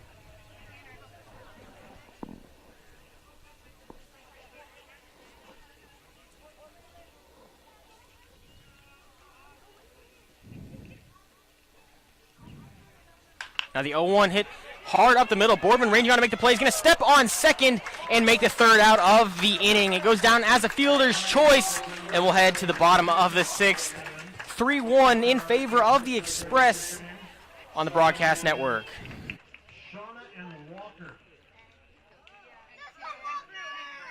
And Peru. All right, play the first one.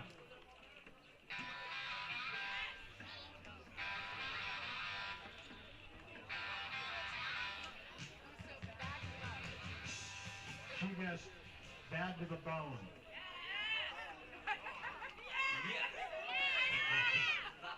Cool. All right, that's correct. Give her another one.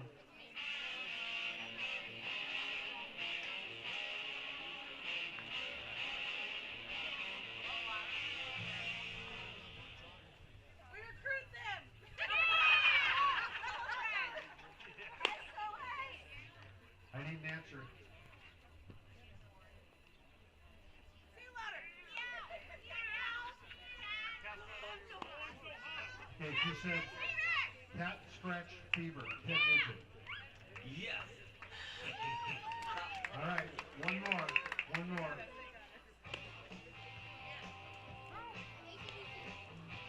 All right, this was like junior high school for me.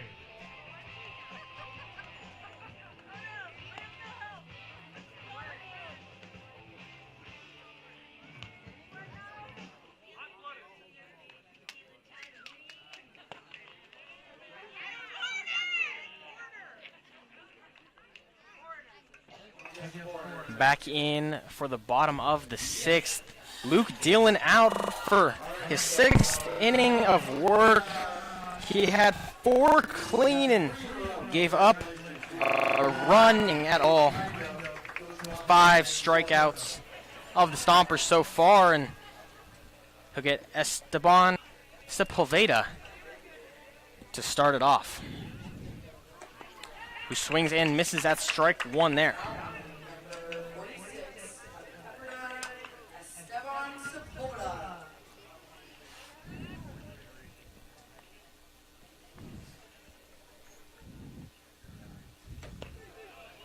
It's an 0-1 curveball low. This is a Sepulveda. It'll even count at 1-1.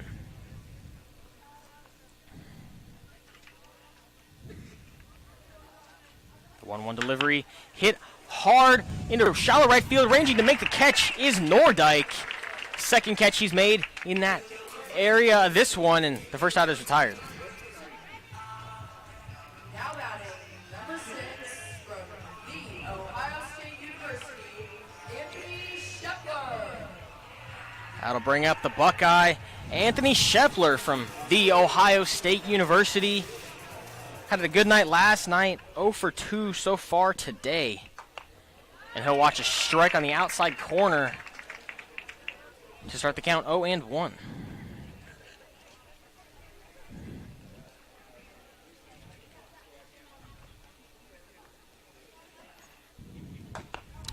Swing and a miss on the 0-1 fastball. Now 0-2 to Shepler. Luke Dillon in his 6th inning of work, just as sharp as when he started. Yeah, relying on that hook a little heavier here in the last few innings. And the 0-2 hit hard, a mile high into left field, but the catch is made by Luke Schaefer, his second out recorded of the night, and looking to go down in order again for Dillon. It'll be Kieran Baker. San Mateo, number 12, Kieran Baker. Baker been on twice from a pair of free bases, hit by pitch and a walk. He scored after the walk, served as the lone run scored for the Stomps here tonight.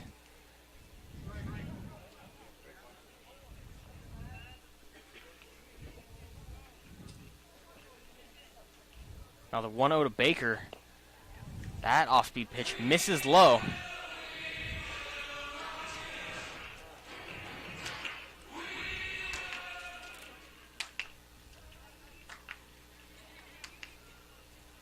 The 1-1 catches the zone on the outside corner. Another off-speed pitch. Called for a strike.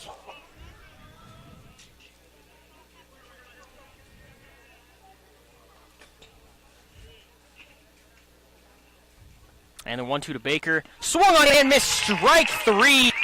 An excellent off-speed pitch on the inside corner there, and the Stompers go down in order. 1-2-3. When we come back on the Stompers Broadcast Network, Kieran Costa to take us through the final 3. This is very important. Everybody needs to pay attention. Everybody got you? I got important. At the end of this inning, the 7th inning of play, the bar at the ballpark is going to close.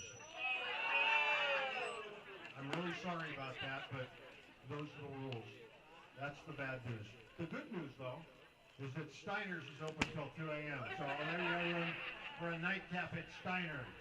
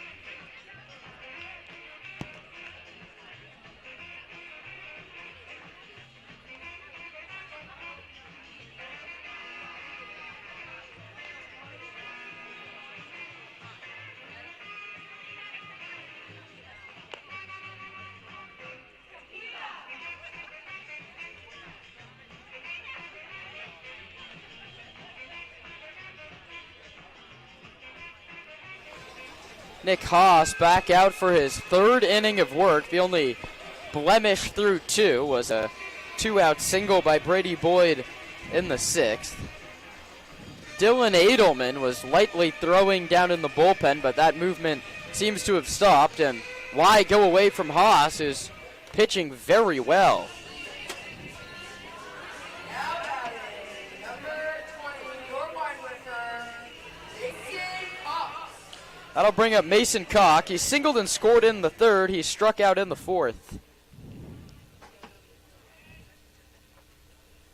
He pitches. That one's bounced towards George. Boardman on the easy hop. Sidearms it across the diamond, and Paul Lazul can't pick it. That one kicks away, and we'll see where that error is charged to. It's going to go on the shortstop Boardman, who's played very well out there.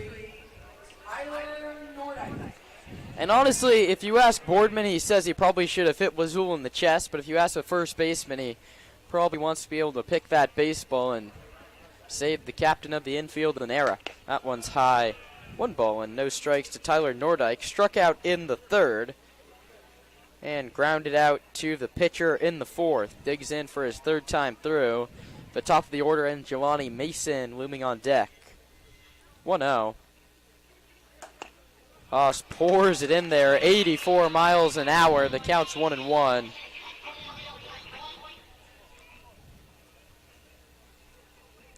Haas, a 6'1", 210-pound right-hander out of Bishop O'Dowd over in Oakland. 1-1. Upstairs, 2-1. He pitched 21 innings in 17 appearances at Folsom Lake last year, so that entails that he didn't pitch with a lot of length. He's working into inning number 3 for Zach Pace in his first appearance of the summer. This 2-1. Cut on and missed 2-2. Nice pitch. 85 challenged him over the heart and won. He's pitched to contact so far. He's faced 8 hitters, and 7 of them have put the ball in play. 2-2 coming. Very short lead for Cox at first. Struck him out. Slider. You don't have to pitch to contact when you're doing that. 2 down. 1 away. Beg your pardon. Second strikeout. Now batting, number 99, Jelani Mason. That brings up Jelani Mason, the center fielder. Digs in for his 4th at-bat of the contest. Strikeout, groundout, and strikeout. He'll face Nick Haas for the 2nd time, and he swings and fouls it off over the visiting dugout down the third base side. Out of play, 0-1. And this is what we talked about yesterday, Roman. How many of these relievers are going to get to see a lineup a 2nd time through? Chris Albee got to in the middle innings yesterday. Haas doing the same here. 0-1 home. Outside and low. Nice block by Pulowski on a breaking ball at 75. The count's 1-1. But another thing that it's sort of a feeling out period. I mean, a lot of these guys are relievers at their colleges. They can turn into starters or even 3 to 4 inning openers, if you will, during summer ball. 1 ball, 1 strike, 1 on, 1 out. Haas comes home. Up and outside, bats off the glove of Pulowski to the screen. Moving to second base is Cox, a runner in scoring position with 1 out. And Mason's ahead in the count, 2-1. And that's a ball there you got to squeeze. You can't let that one get by. You got a nice block. The pitch before bounced in the dirt and was able to get in front of it, but give up the free pass there. Puts the runner in scoring position. Not ideal. Haas sets at the bell, checks the runner Cox from second. Delivers the 2-1 to Mason. Outside, 3-1. 85 miles an hour. One missed well off the corner, according to our TrackMan system. The Stompers faithful disagreed. 3-1 coming. Haas pitches. Fouled. Back at the screen. And this is where the lighting really becomes a factor coming in off the mountains here at Arnold Field. You can see Nick Haas out of the pitcher's mound, fully bathed in the sunshine along with the middle infield, with the shadows creeping towards the hitter. See, the breaking stuff's really hard to pick up, especially that hook from Luke Dillon. payoff delivery inside ball 4, and Mason flips his back towards the visiting dugout after a well-earned walk. That brings up Kalen Clemens. Haas out of a baseball family. His brother Mateus Haas plays ball down in Louisiana for Tulane. But Nick Haas trying to work out of a little bit of trouble here. That one misses low inside. The command evading him a little bit in his third inning of work. He hadn't allowed a walk until that one, and he hadn't really been in a 3-ball count either. 1-0 coming. That's popped up. First base side drifting out of play. Lazul's going to give it a look, and it's going to drop untouched in the Stomper bullpen. The count's a ball and a strike. Stompers trail this one 3-1 as we play in the top half of inning number 7. Stompers lose a heartbreaker on opening day. The Honors came back with 4 runs in the 9th and now in jeopardy of losing the first 2 of the season. Both of these out-of-league contests, the Stompers lost 2 out-of-league games all of last year. Haas, and that one goes through the glove of Pulowski. The runner's a little late, but no throw will be made.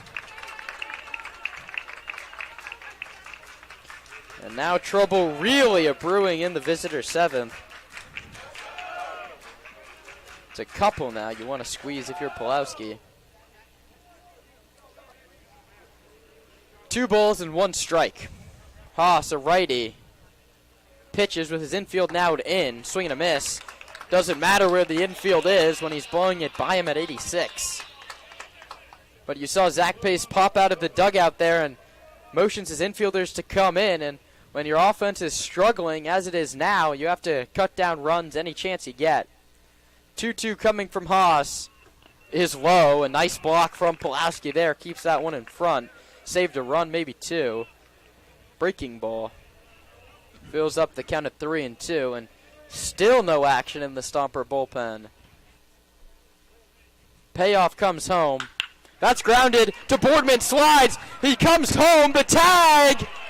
He got him. And Zach Pace presses the right button to bring the infield in.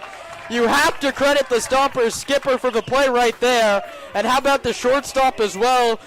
Boardman made an error to start this inning. Made a backhanded sliding play in on the grass and threw home. And Mason Cox was out by about 25 feet. And a great play there. Boardman had to dive to his left to snag that ball, but then pops up, delivers a strike home from about 100 feet and gets the runner. Fielder's choice goes 6-2. Runners at the corners with 2 outs. The infield back, and the pitch swung on and missed by Summers. He's tested Shepler with a couple of ground balls. He's also walked and scored 0 for 2 on the day. And that's perfectly executed infield and defense. Pulowski snap throw, nothing doing. On a bold snap throw there, you have a runner just 90 feet away. That goes into right field. That's a free 90 for him and probably 90 or even 180 for the runner on first, all with 2 outs. Haas delivers low 2-1.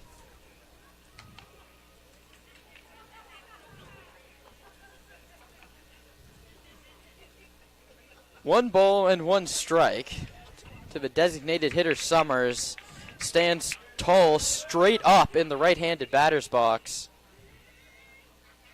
The runner from first, that's Clemens. That ball's hit high to left field. Sebastiani back, still back, 1 step shy of the warning track, now 1 step onto the warning track. He makes the catch. That ball kept on going and going and going, and thank goodness it died just about 5 feet short of the left field oasis.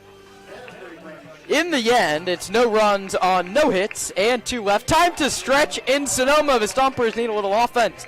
They trail the Express 3-1.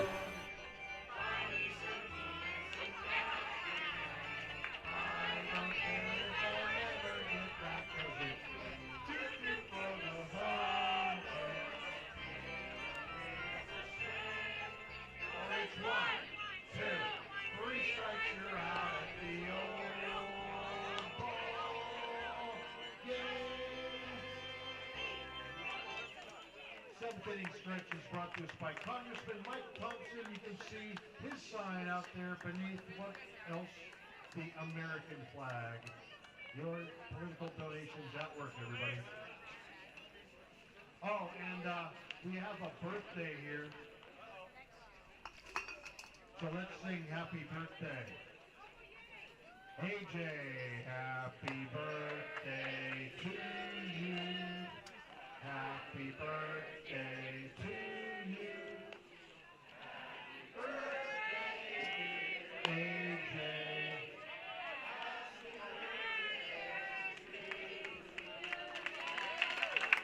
How old are you today? 23 years old. Oh my God. I barely remember 23. Hopefully you have a story to tell tomorrow. Happy birthday.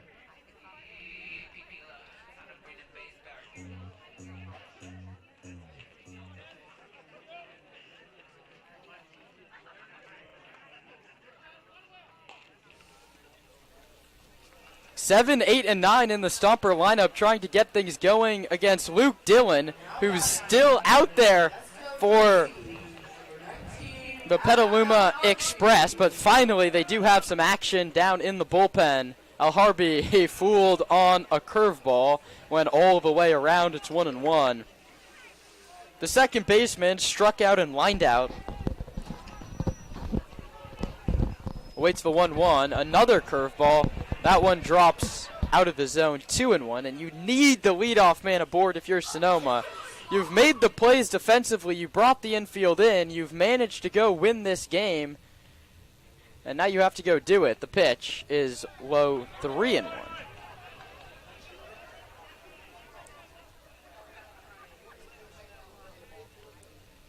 (3-1) coming, is lined just foul down third base line. Adam Al-Harbi's on one knee right down past home plate. He saw extra bases there as Hideo and Hahn was lightly throwing in the Stomper bullpen. Zach Pace wants to use him two ways.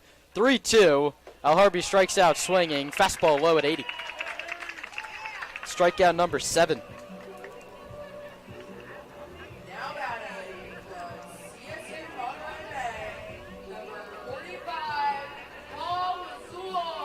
Brings up Paul Lazul, struck out twice.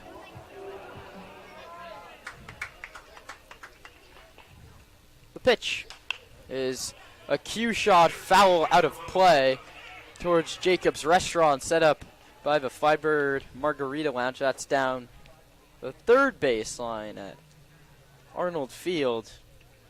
Stompers home all weekend, Friday, Saturday, and Sunday at the Arnold. The pitch is grounded, fell back to the screen, 0-2. You can grab tickets on our website. There's one more against these Express, and then 2 against the Alameda Anchors. That's Friday at 6:05, Saturday at 6:05, and a Sunday matinee, 1:05 first pitch. Come out to the ballpark. 0-2. Off the glove of the catcher. That's a very close pitch. You want to squeeze that one. He clearly missed his spot, set up a way. The pitch came inside and just missed off the corner, according to our TrackMan box. 1-2 to Lazul. That's grounded into the hole. DeRomo on the backhand, jump throw to first on a hop. He got him. Kays DeRomo on the backhand, set his feet and threw across. 2 away. Wow, a nice play. Piece of defense. That brings up Connor Pulowski, who struck out and walked. How about a home run and make it a 3 true outcome day? First pitch curveballs in there for a called strike 1, and Roman, we talked about it earlier, he's using the curveball as the get-me-over. That one's a curveball too. Pulaski sends it out towards center, not deep. Mason coming on, and Mason makes the catch. The Stompers go quietly in the 7th. A restless Arnold crowd awaits the 8th. 3-1 Express. You're watching the Sonoma Stompers Broadcast Network.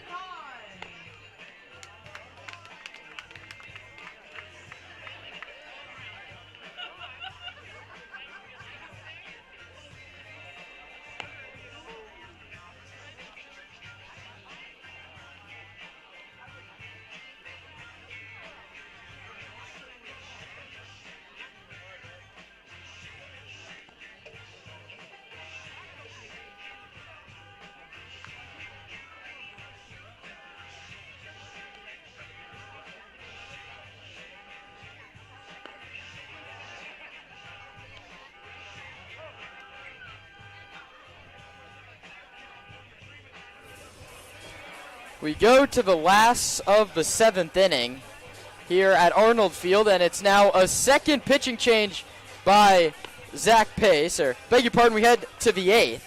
And Nick Haas's day is done. Gideon Hahn, who we saw hit yesterday, comes into the pitch. What do you have on him, Roman?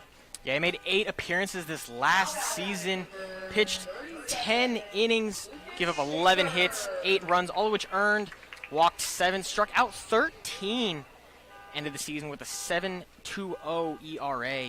Yeah, Zach Pace said he wanted to use him as a two-way guy as he confers with Pulowski. There's been one other change, and that's Trent Keys is now playing first base in place of Paul Lazul, and Pulowski's meeting with Hahn lasting quite a while. He's a right-handed pitcher out of Los Medanos. He hit over 400 as a hitter and was all Bay Valley Conference first team in that regard. He's a sidewinding right-hander. He's much closer to Submarine than the other pitchers we've seen. And after the meeting at the mound, he shakes the first one from Pulowski and delivers. Schaefer fouls it up over our heads. He's 0 for 3. He did reach on an error. This is nearly fully Submarine. Hahn rocks and pitches. Schaefer swings and misses. That ball just kept fading away from the right-handed hitter. Just, that's how the Submarine slider sweeper is supposed to look. 0-2. Tried it again. That one straight to the backstop, and it counts 1 ball and 2 strike. Schaefer, DeRomalar, and Boyd. The Stompers are now in real danger of dropping to 0-2 on the season. Hahn with a long wind and pitch. Struck him out swinging. 86. Sped him up. First K for Hahn comes of the swinging variety on Lucas Schaefer. Let's close the book on Nick Haas, who was very good out of the bullpen. 3 innings, 2 hits, a walk and 2 strikeouts. Brings up Kays DeRomalar. Popped out, singled, and bounced out. Hahn comes home in there for a called strike. That was disgusting. It's the spin rate on that thing. It looked like a beach ball. It was just drifting back and forth and landed right down the middle. He does it again and fools him yet again. It's fouled at home plate. Those are 2 gross pitches out of the hand of the second Stomper out of the pen.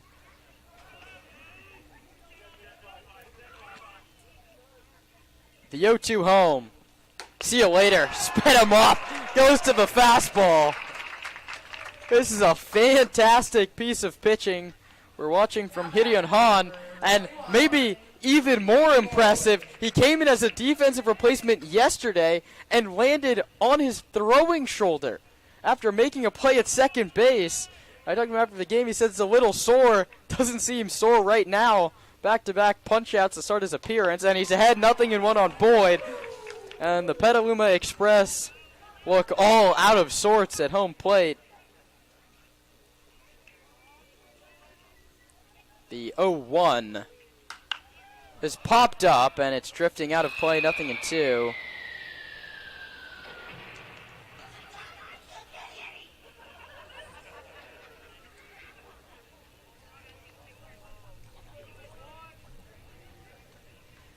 No balls and 2 strikes. Hahn looking to punch out the side and get his offense back up there in the last of the 8th. He's shaken off Connor Pulowski 3 times, and Brady Boyd's seen enough. He calls timeout. You can call timeouts as a hitter as many times as you like in the CCL. The 0-2. Outside 1-2, and why not? We're having absolutely no pace of play troubles tonight.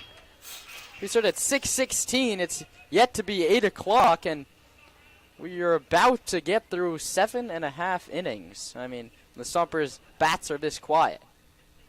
Pitch. Struck him out swinging. Gideon Hahn strikes out the side on 11 pitches and gets a much-deserved standing ovation from a couple here at Arnold Field. That was an impressive piece of pitching we just saw from Gideon Hahn. Let's see a little impressive hitting from the Stompers in the last of the 8th. Luke Dillon is back out there with the Express leading 3-1.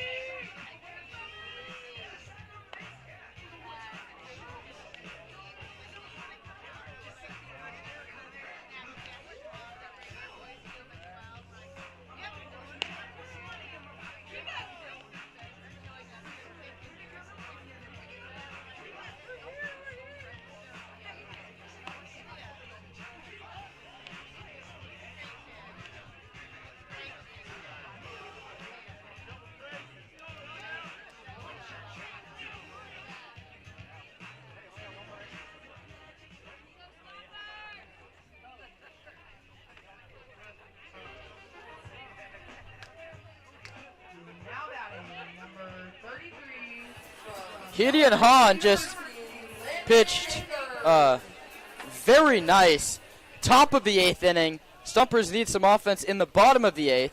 And now Akers gets his 4th look at Dillon. He bunts it off the third base side of the mound and he beats it out. Luke Dillon bounced off the hill quickly, fell down making the throw. And you're not bunting to break up a no-hitter. You're bunting to spark the offense. Speedy guy, Roman. You've said it all night long. My player to watch tonight at the top of the lineup, and not just doing that to get a single, but Luke Dillon's been out there an awful long time, making him be an athlete there. He wasn't able to make the play, but that gets the heart rate going late and takes a bit more out of the tank. The pitch. Oh, Colton Boardman squared to bunt as well. And Zach Pace maybe had the same idea as you. Make the Express play a little defense, and the third baseman, Kahate, is all the way in on the grass. Boardman not squaring to bunt. He's swinging away, and he sends it foul. Your player to watch, Roman. Landon Akers has singled in his last 3 trips. I'd love to see him try and swipe a bag here. 0-2 to Boardman. He's popped out twice and walked. And Dillon finally comes home up and outside with a fastball. Way upstairs at 85. Sebastiani on deck. Stompers looking to climb their way back into this one. The 1-2 to Boardman. Fastball's hit it into right center field. Mason chasing over, and he's going to make the catch in the alley. That was one of the hardest hit baseballs we've seen all night by a Stomper. Too bad it finds a glove. 91 miles per hour off the bat of Colton Boardman. Yeah, it's a great piece there. Thought it had legs and a chance to get down, potentially make this a one-run ball game and put another in scoring position, but a heck of a play there. Mason chasing it down. That brings up Nick Sebastiani, who's lined out, singled, and bounced out. Akers runs. It's to the screen. He had that one stolen either way, and now the Stompers have a runner in scoring position. Not a lot of at-bats in that situation today.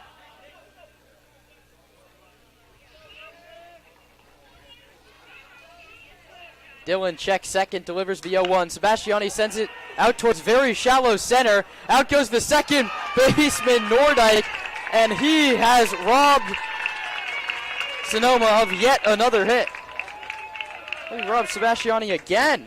He made a leaping grab on a line drive in the first inning and ranged out to shallow center field. I thought that was Mason's ball. Hats off to you, Tyler Nordyke. Have yourself a defensive day out at second base. Oh, that one had Bermuda Triangle written all over it. Tyler Nordyke had other ideas. And now it's up to Esteban Sepulveda, and he's ahead 1-0. A curveball didn't break.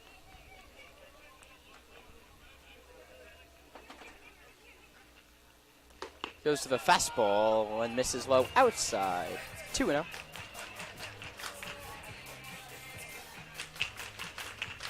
Akers singled to lead off the inning. Boardman lined out. Akers stole second. Sebastiani popped out. It's up to Sepulveda to keep the 8th alive. The 2-0 upstairs 3-0. And there's been consistent action down in the bullpen for the Express. England walking up and down in front of the visitors' dugout. That fastball's in there for a called strike. And looks like he's called his reliever, who's been up in the bullpen for the last 2 innings, to the dugout. So either Luke Dillon's going the rest of the way, or this could be his last hitter.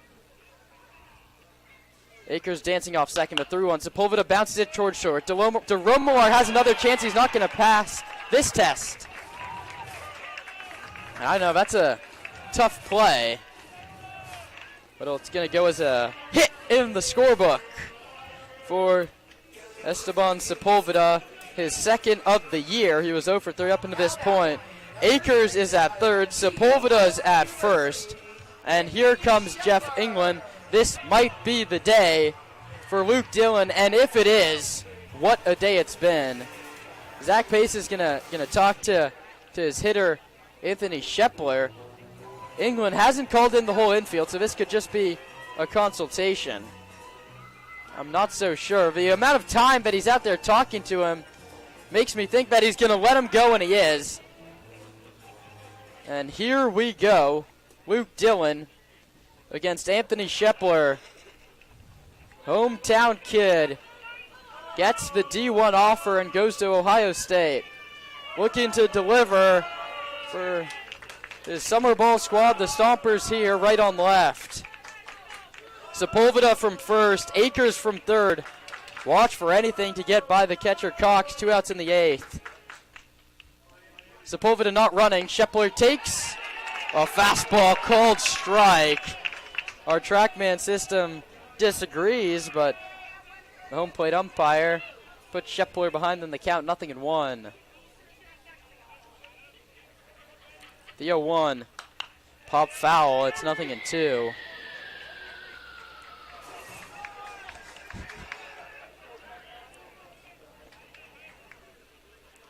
Sepulveda single, the Stompers' second hit with the man in scoring position, and it was an infield single, didn't score the run.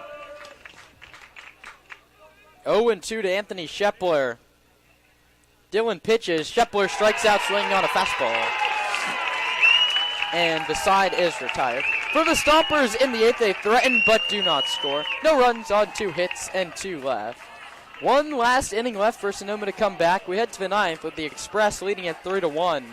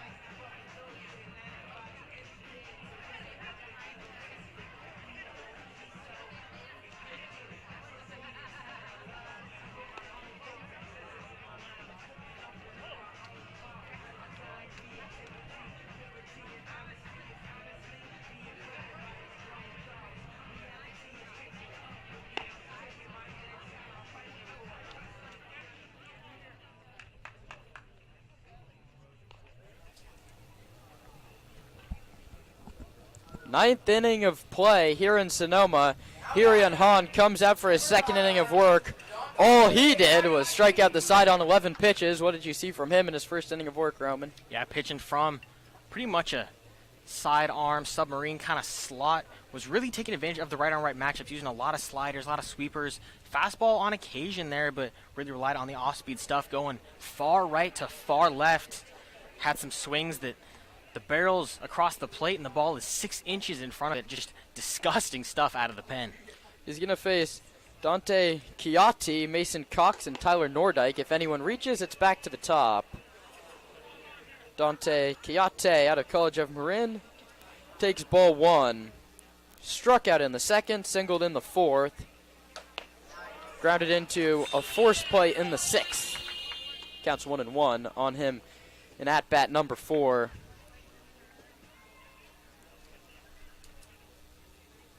One. High 2-1.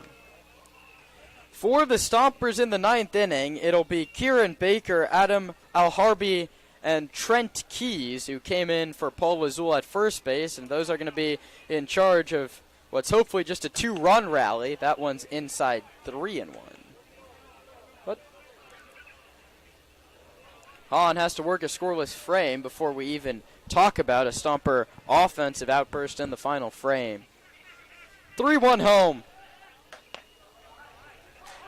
Cold strike filler up at 3-2.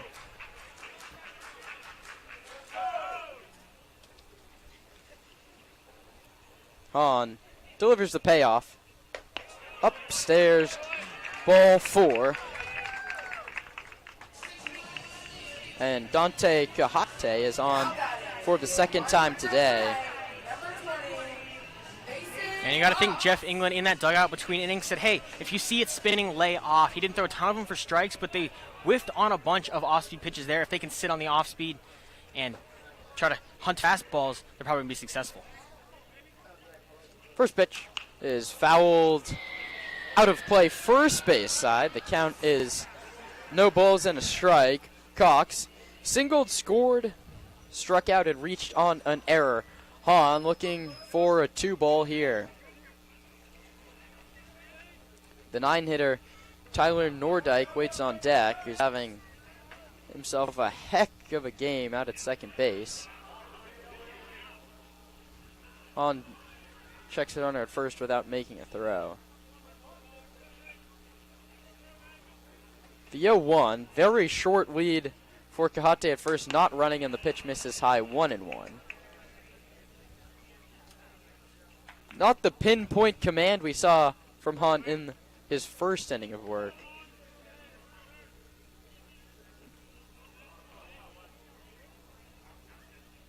A 1-1 offer is sent towards right field, down the line, foul out of play. Hard hit baseball, one of the first we've seen from Cox, just way foul the opposite way. And the righty now awaits a 1-2. That one at 83 from the Stompers two-way man. Hahn gets the one he likes from Pulowski, and first will pick back to first. Hahn really calling his own game out there. He's shaking him off until Pulowski puts down the one that he likes. Finds it here. And comes home. Called strike 3, top of the zone with a breaking ball. Mason Cox gone a-looking for the second time today.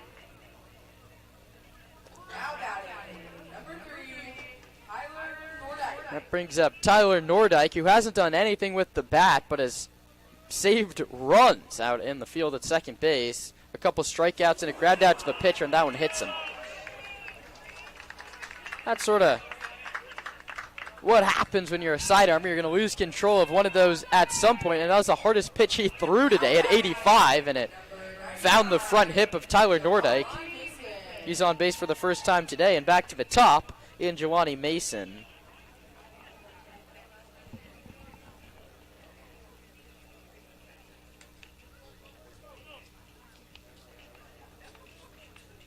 Mason struck out and bounced out against Laginto, struck out and walked against Haas. Let's see what he is against Hahn, looking to add some insurance. He takes a pitch that's called inside. Pulowski set up away, and Hahn missed the spot badly.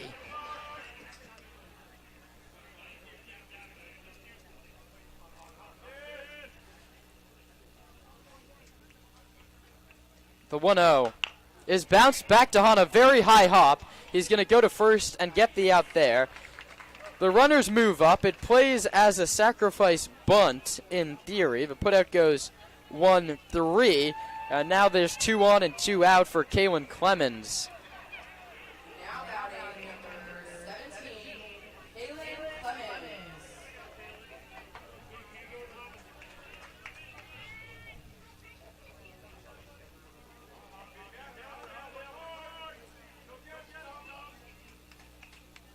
And time called at the plate by Clemens. You have to limit the damage here if you're Sonoma. Your offense hasn't shown much. You have to keep this deficit as small as possible. First pitch fastball in there for a called strike 1, top of the zone at 85.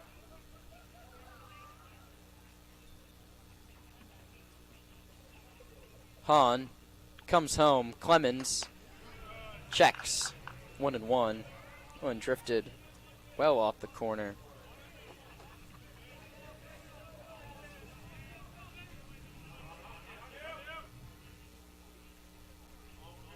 One ball and 1 strike. Hahn with the high set. And the pitch. In there for a called strike 2. It's early in the season, but Hahn could be a guy we see a lot in both a hitting and a pitching role.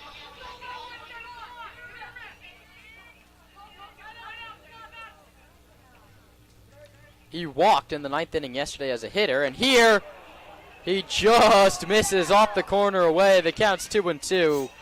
Very close pitch.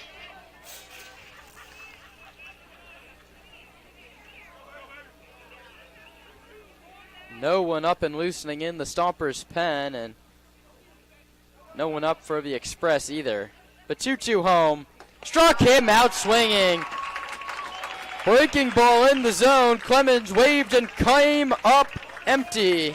5 strikeouts in 2 innings for Hirion Hahn, but it's all for naught if the Stompers offense can't work a little magic in the last of the 9th.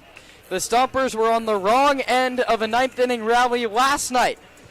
It's Baker, Al-Harbi, and Keys trying to make a little magic against Luke Dillon when we return on the Sonoma Stompers Broadcast Network.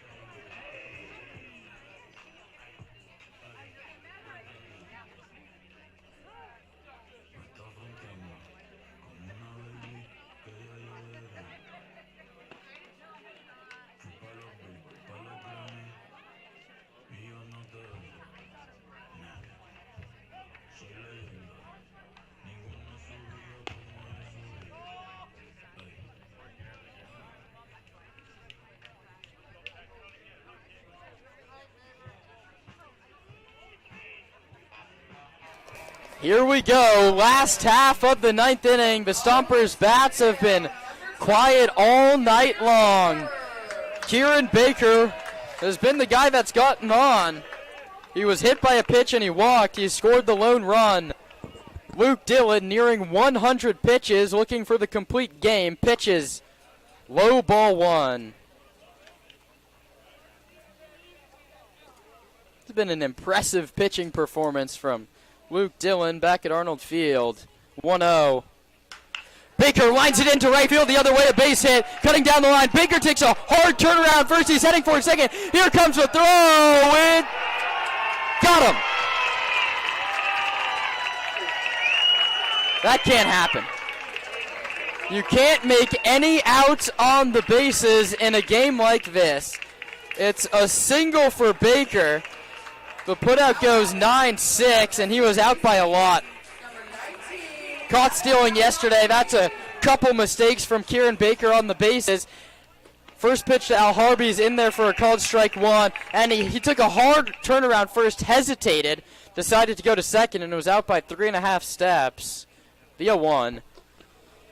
Low and outside, 1-1. Now Adam Al Harvey looking to break out a little bit. 2 for 7 on the season, 0 for 3 today. The pitch is grounded towards third. Kahate gloves and fires across the diamond in time to get him, and the Stompers are down to their final strike, and it's in the form of Trent Keys picking up his first AB of the game. Now batting number 25, Trent Keys. Oh, if you're a Baker, you can't get thrown out in a situation like that. And on a curveball as he throws, it's not hard to steal second base. They've done it when anyone's gotten on, as Keys is behind 0-1. And while we are calling this from a Stompers lens, this would be one hell of a pitching performance from Luke Dillon if he can get the last out. The pitch. Keys cranks one to deep right field. Chasing back the right fielder, Clemens. He turns and watches it go. Trent Keys with 2 outs in the ninth keep the Stompers in this ball game. A pinch hit solo shot for Keys. This one's not over yet. And that's got to feel good for Keys. He went 0 for 3 with 3 strikeouts yesterday.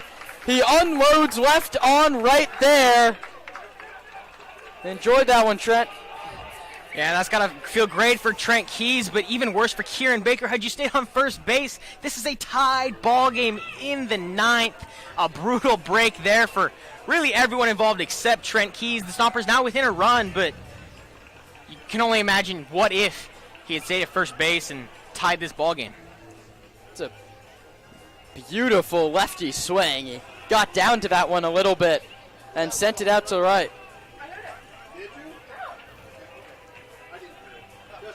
102 miles an hour off the bat of Keys. He got all of that one.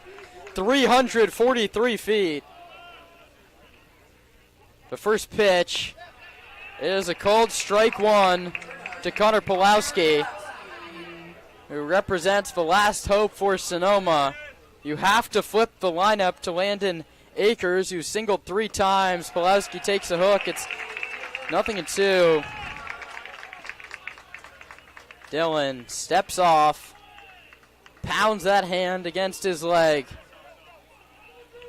From the wind, pitches to Pulowski, grounded foul wide of first. Connor just stays alive. He was late on a fastball.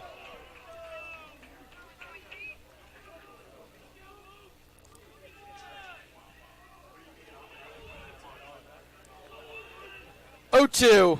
Up and outside, 1-2. High drama 2 nights in a row here at Arnold Field.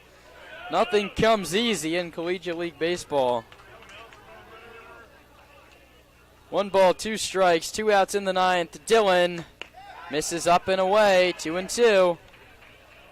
There's no way he faces Landon Akers for a 5th time if Connor Pulowski can extend this ball game. 2 balls, 2 strikes, 2 outs, 1 run lead for the Express. Dillon to Pulowski, popped up, third base side. It's going to be out of play, and Connor Pulowski lives to see another pitch.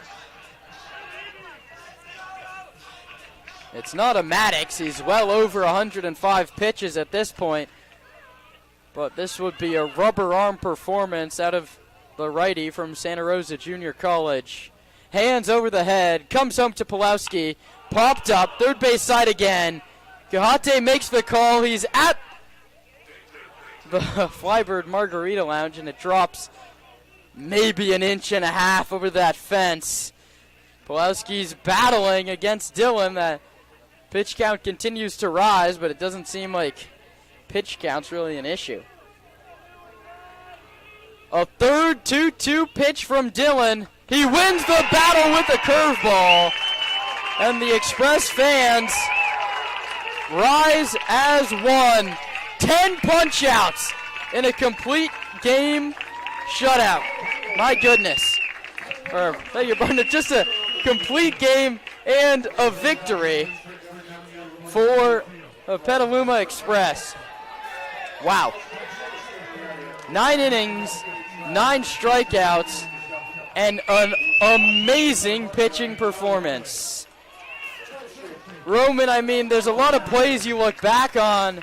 This one wasn't like last night. Last night you walked 7 guys. What are you going to do? Here, your offense couldn't get going. A costly out on the bases. Kieran Baker's got to be shaking his head. Certainly a tough break for Baker there. You hesitated rounding first base. Had he not hesitated, he probably had a chance, but ultimately trying to stretch that single into a double. Not really the only fault here. The Stompers struggled to get much of any offense going throughout pretty much the entirety of this game. They scratched across those 2 runs, but one of which coming with an out in the 9th from Trent Keys, an absolute missile into right field. The lefty got a hold of one and crushed it to right, but his efforts, along with a great one from Gideon Hahn out of the pen, fall short, and the Stompers fall to 0-2. Yeah, your final totals for Petaluma: 3 runs on 4 hits and 1 error. The Stompers: 2 runs, 6 hits, and 2 miscues. The winning pitcher, you guessed it, it's Luke Dillon. 9 innings, 6 hits, 2 runs, both earned. He walked 3, he hit a batter, and he struck out 9. The loss goes to Devin Laginto, and a very solid pitching performance from him. 4 innings, 2 hits, 3 runs, 2 walks, 6 strikeouts. All 3 of those runs unearned. So the Stompers don't give up an earned run in this losing effort. Nick Haas and Gideon Hahn combined for 5 shutout innings, allowing just 2 hits out of the bullpen. Landon Akers picks up 3 hits on the Stompers side. It wasn't really a lot of hitting on the Express side. Clemens got on twice. Cox got on a couple times and scored a run. Those 2 errors hurt the Stompers, and 2 pretty gut-wrenching losses to start the season for Sonoma. You get this team again tomorrow, Roman. What adjustments can you make? Well, you're going to face a fresh bullpen, not one guy coming out, because ultimately they can't face Luke Dillon, so that's a benefit for them. But, it's just tough. You got to get the bats going once again. You struggled last night, you struggled tonight, and ultimately the offense just hasn't been there. They got to change the approach, got to be more disciplined at times and a little bit, more cohesive. There were bits and pieces at different times tonight, but ultimately just not a true team performance. But you turn the page, you're not going to have Luke Dillon tomorrow through over 100 pitches tonight, and that's really what went wrong for the Stompers. Luke Dillon had a heck of a game, 9 strikeouts, was on a mission tonight, and he accomplished everything he could have wanted, setting the Stompers down with a loss. Well, final totals one more time: 3, 4, and 1 for Petaluma, 2, 6, and 2 for the Stompers in a losing effort. 2 hours and 7 minutes the time of the game from Arnold Field. That's a full 2 hours quicker than opening day. For the first time in a long time, the Stompers are 0-2 to start the season, and that matches their out-of-league loss total from last season. Adjustments to make for Zach Pace and the coaching staff. They'll get another look at these Express tomorrow. The pregame show's live on the Sonoma Stompers YouTube channel at 5:45. First pitch coming up at 6 o'clock. Catch the cast here or come out to the ballpark. Tickets available on our website. Thank you so much to everybody that keeps this broadcast running. For my broadcast partner, Roman Raffelli, I'm Kieran Costa, signing off from a Thursday night in Sonoma. 3-2 Express over the Stompers. Enjoy your evening.